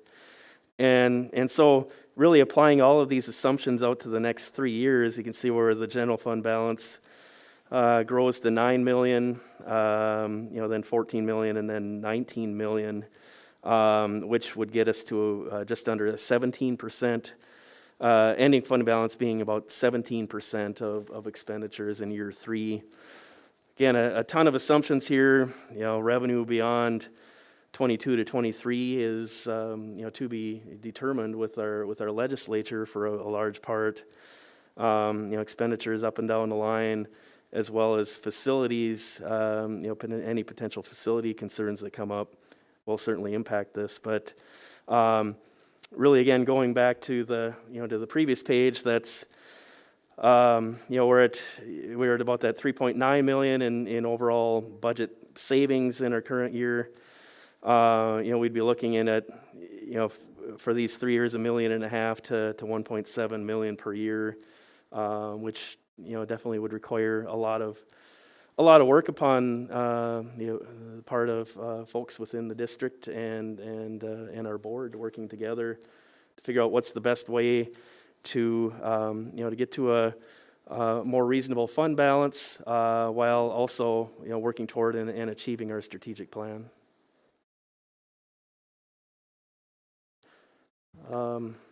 That's the last slide I had, and then I guess the last item in your board packet goes back to the why, the not how and the what that Dr. Brenner referred to earlier. Are there any questions I can answer on some of those numbers. Other questions for Scott? Go ahead, Cynthia. So just to clarify, the ending general fund, or the general fund balance for the 21-22 school year that we're in is $7,418,000? Yeah, we had, we'd budgeted actually for about a $4.9 million fund balance going into this fiscal year. There's over $2 million at that point, over $2 million in outstanding ESSER reimbursements that we had not received. So we'd be, net right in that $7.4 million range at the start of the year. And in effect, between what we budgeted for is roughly a break even, so we'd really remain in that $7.4 million range this year. So we had $338,000 on 5/31/21, but then with the ESSER funds, Yep, yeah, so part of the difficulty, and it's a good problem to have, don't get me wrong, the ESSER funds are wonderful, but in order to get the funding, we have to spend the funds and wait for reimbursement. And so in some cases, that's several months. And so that also affects the timing and how we can operate, and also necessitates the need for a reasonable fund balance. thank you. And then my other question is back to Chris, maybe, at the very beginning with that ESCO grant, or it's not a grant, it's a state bonding program. What of those, is there anything under that deferred maintenance, the 2022 list of deferred maintenance items? Are there any items on that list that ESCO bond would pay for? Yeah, correct. We're going to go after lighting, ventilation, plumbing, and potentially even electrical savings on top of just lighting systems. Okay, so I don't see lighting. Where is lighting? Lighting would fall underneath electrical.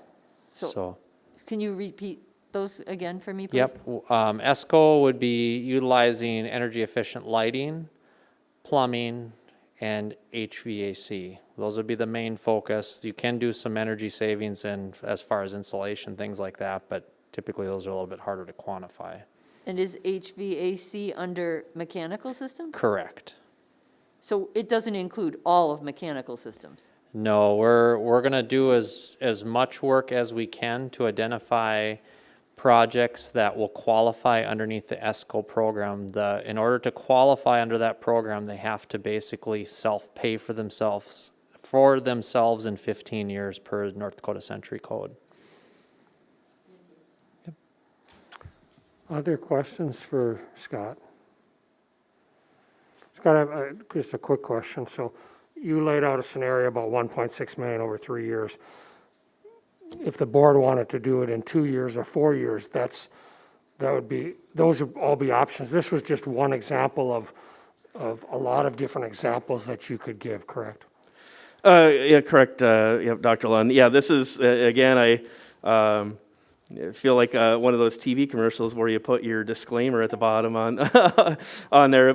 This is, again, based on the assumptions, and, it really, what I meant to show here was an improvement in that fund balance, a consistent fund balance improvement over the course of 3 years now. Whether, from a board perspective, administrative perspective, or again, tying back to our strategic plan, if there's things that we would want to move quicker or at a slower pace, that's where our work really begins. This is just an example. Thank you. And just one last question for you and maybe Dr. Brenner. With the budget ceiling crisis in DC the last few weeks, we unfortunately can't just artificially raise it like they can. What would happen if next July we couldn't pay our bills? We didn't have enough money. We didn't have enough fund balance, and we couldn't pay our bills. What happens from a legal standpoint or a state of North Dakota standpoint as far as if we default on our debts? That's a really good question. That I don't know, but yeah, it has concerned me from the perspective of, again, earlier it talks like supply chain, et cetera, just the availability of things, but the availability of dollars to flow from the federal government. Now, our federal source revenue is 10% of, 10%, but a lot of that indirectly flows from the federal government through the state and, to us through the state. So, that would be a situation where, it certainly wouldn't be only Grand Forks Public Schools. There are a variety of school districts out there with fairly low fund balances. It's a situation I really hope we we don't hit, and and I'll leave politics out of this too.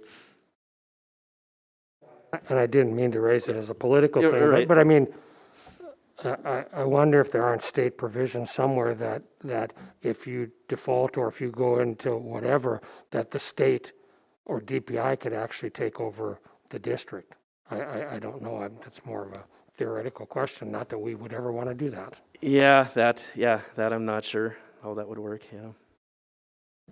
Well, Scott and I certainly had a conversation last May when the fund balance was projected to be in that $300,000 range. Whether we would have to walk up to a bank and take out a short-term loan. Options were on the table. So, but I'll wait if there's any other questions, and then I'll have some closing comments. Other questions, comments from board members? Seeing none, Dr. Brenner. Well, I think the good news in all of this is the projections that Scott has made, even with some assumptions, and I would call these conservative assumptions, is he's able to grow our fund balance back to an acceptable area in a short period of time. Now, what will help us get there is when we start to do our collaborative activities together between administration and school board members as early as next Monday. And so what I would like you to be prepared for next Monday is to have your why column kind of ferreted out, jot down those things that would be reality for you. And I think what we'll learn is we're probably going to have some different perspectives between and among board members, and maybe even between and among administrators about what our why is. And then what we'll do is we'll do some activities that drive us closer together to be more tight and unified in what the why is. I don't know if we'll get to the what part next Monday based on the time that we have for our work session, but if we do, that will also get us closer to having those conversations about what our commitment statements are moving forward. And so we'll have a structure in place next Monday. After the regular board meeting, we'll try to reposition these tables given the extension cords so we can get into groups. And we want to have cross-pollination conversations between admin and board members so that the voices are balanced in the conversation. And what we really want to do with this activity is keep the board at a very high level, a very high level. What do you want to see for example, what do you want to see the ending fund balance be by the end of 2023-24, for example? You give us that target, and then admin will go back, we'll roll up our sleeves, and then we'll bring you some scenarios relative to how we'll get there, how we'll achieve that. We want to keep you, board members, we want to keep you out of programmatic, instructional kinds of decisions, and leave that to admin, our principals, our teachers to work through those activities and bring those back to you. If you find that acceptable, that's how I see it happening. But if there's some pushback or feedback from the board where you want to go a little bit deeper into the conversations, then we'll certainly entertain that and listen to it. But I think for efficiency purposes and really understanding, the wheelhouse really belongs to the educators. The high level push really comes from the policymakers, and that would be you. But if there's a different perspective, we're certainly willing to listen to that. But that's kind of how we see things rolling out over the next few meetings.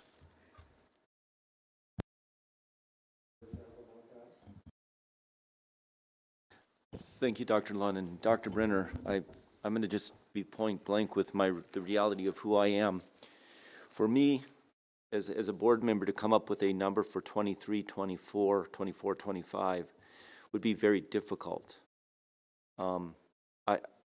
I think back when we were looking at the referendum, 90 million, 70 million, 75, 80. And I'd like, and I think we're receiving this. The work that's been done by others is very evident. It's setting us up, I believe, to perhaps collectively, collaboratively come to a number yet. As I have stated many times, I'm going to defer to the professionals to sort of, if you will, keep us informed so we have an understanding of what that number would be versus Chris Stout that's saying, you know, it should be this or that. Am I making sense, sir? Let me give you maybe a better example and paint this picture just a little bit better than I previously did. If we believe that we want to be a top-tier compensatory school district, somehow we need to get there with a healthy fund balance. So if the goal is we want to compensate our people so people come here, they stay here, they love it here, they want to live and work here, then collectively we can talk about what that ending fund balance needs to be so we can compensate our people. At the same time, thinking about Chris Arnold's very small list of projects, right? That's in front of us. I mean, those are the reality pieces that we'll want to try to balance together. So maybe I misspoke when I said, you give us that ending fund balance, we'll come up with that together. But what we want to do administratively is come to you with scenarios for how we can get there. And Dr. Brenner, thank you for that. Again, sometimes I need to be spoken to a couple times to get it clear. So, no, you spoke eloquently. It's just my better understanding. Thank you, sir. Cynthia? I'm going to date myself. So when I was first elected to the board in 2010, one of the questions that GFEA asked every candidate was, why was there such a large general fund balance? And what are you going to do as a board member to help us actualize that general fund balance towards salaries and towards improving morale? And that was in 2010. I did have a gap of 2 years. And so I want to be very careful about that, because if we are going to say that we are supportive of teachers and salaries and compensation with the general fund balance, then I feel a responsibility to meet that.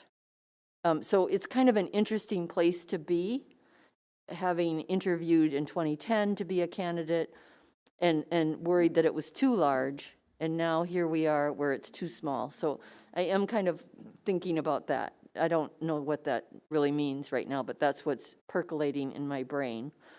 And then I know that you want board members to look at the top tier. My question about that is, I see the CTE then as programmatic, because that doesn't probably come into any of these budget projections.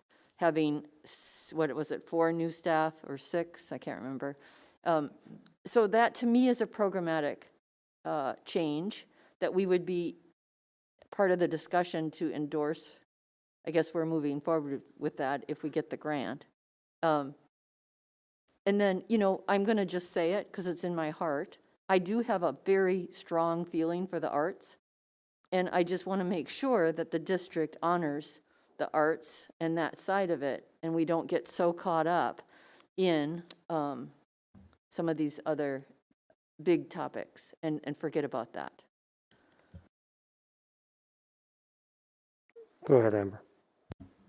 I think that's why I'm appreciative. I want to share a comment from Shannon. She said to just thank the district administration for providing us a framework to have some of these conversations. I think what's maybe been the missing piece is we have so much information that now putting it all together in digestible information, where not only we can have the conversation, but we can do it in concert with admin and the public and whatnot is super helpful. I think to your point, Cynthia, that's why this guiding document and principles is going to be helpful, because what you might have as a priority need or want for the district, there may be differences of opinion around the board table for the district. I do just want to say that I think at some point the CTE Center will obviously intersect our budget in some capacity, but right now I think those processes need to be two different things, because there's a huge grant opportunity that is available that doesn't align with some of our processes that we're talking about. Now, of course, we have to understand that at some point we're going to need to maintain that building if we do get the grant and that facility is built. But what I heard from the presentation is there's actually going to be significant savings on some areas as you're pulling over positions, the CT and whatnot. So I think that's why it's important to talk about the picture of what that could look like within our budget. But I too had the concern of,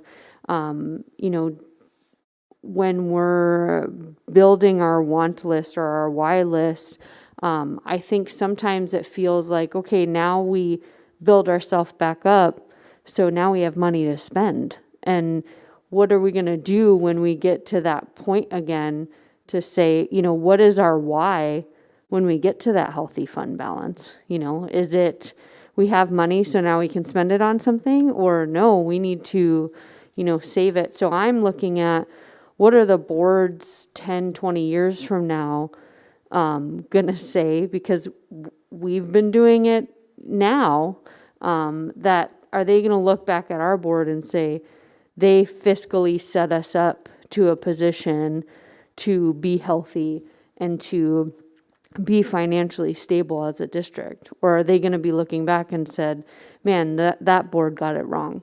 And I want to be the board that sets up a legacy for 10, 15, 20, 25 years from now. So that's sort of how I'm going to approach that why, is what we're doing now going to make an impact on, but looking more towards the future too. Other board member comments, Doug? I guess how I see the why is to me, there's certain things that we need to address that'll be in my why list, why we need to do budget cuts. And, but what I don't know is, what those numbers are for those things, like extraordinary salary increases or building up the general fund, what are the right dollars amounts for that? So in effect, we need to figure out what levels we want to do that at. And then we have to ask the administration, okay, we need $4 million to do or $6 million, whatever it is. And then we need then ask administration to say, okay, what does things look like? What do we have to cut? What kind of reductions do we have to do to get to that level? And we may say, don't like that. No, that's just too much. What can we get for $1 million less than that or $2 million less than that? So that's how I think we want to look at it, is what are those priorities and what do we have to, do we as a board believe we should be funding those at? And then compare that to what does that mean to the existing educational system that we've got? And then we got to ultimately come to a political judgment as to what we can or can't do or what's acceptable at this point in time, and understand what does that mean for the future. And what does that mean for future bond referendums or whatever? But so I kind of what I'm disagreeing a little bit with you, Chris, that I think we ultimately have to have a number out there to find out what does that mean, because I don't know. I don't know what 6%, $6 million means in our classrooms every day.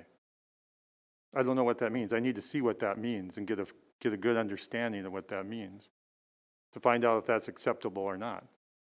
I don't know. Bill, any final thoughts? Jeff, you got any final thoughts? My only final thought, I like the direction we're going, I like it, but like everything in life, it's going to take longer than we all think. So I think we're going to have to put in some time and effort on this, more than what we initially think. So, but I like the direction we're going, and I like the input, and I like the collaboration. So I'll turn it back over to you to wrap up. That was a nice wrap-up right there, Dr. Lund. I'll defer to you. Our framing of the conversation has concluded this evening. Well, I really appreciate everybody's time and effort, including our guests that have gone away and the people that have listened. I think these are tough days ahead, challenging days ahead, but exciting days ahead, and I think we have great opportunities to do great things, as Amber kind of encapsulated. So thank you all, and We will see you all next Monday. Do we have a tour before we do? Lewis and Clark at 5:30, so. Thank you all. Have a great evening.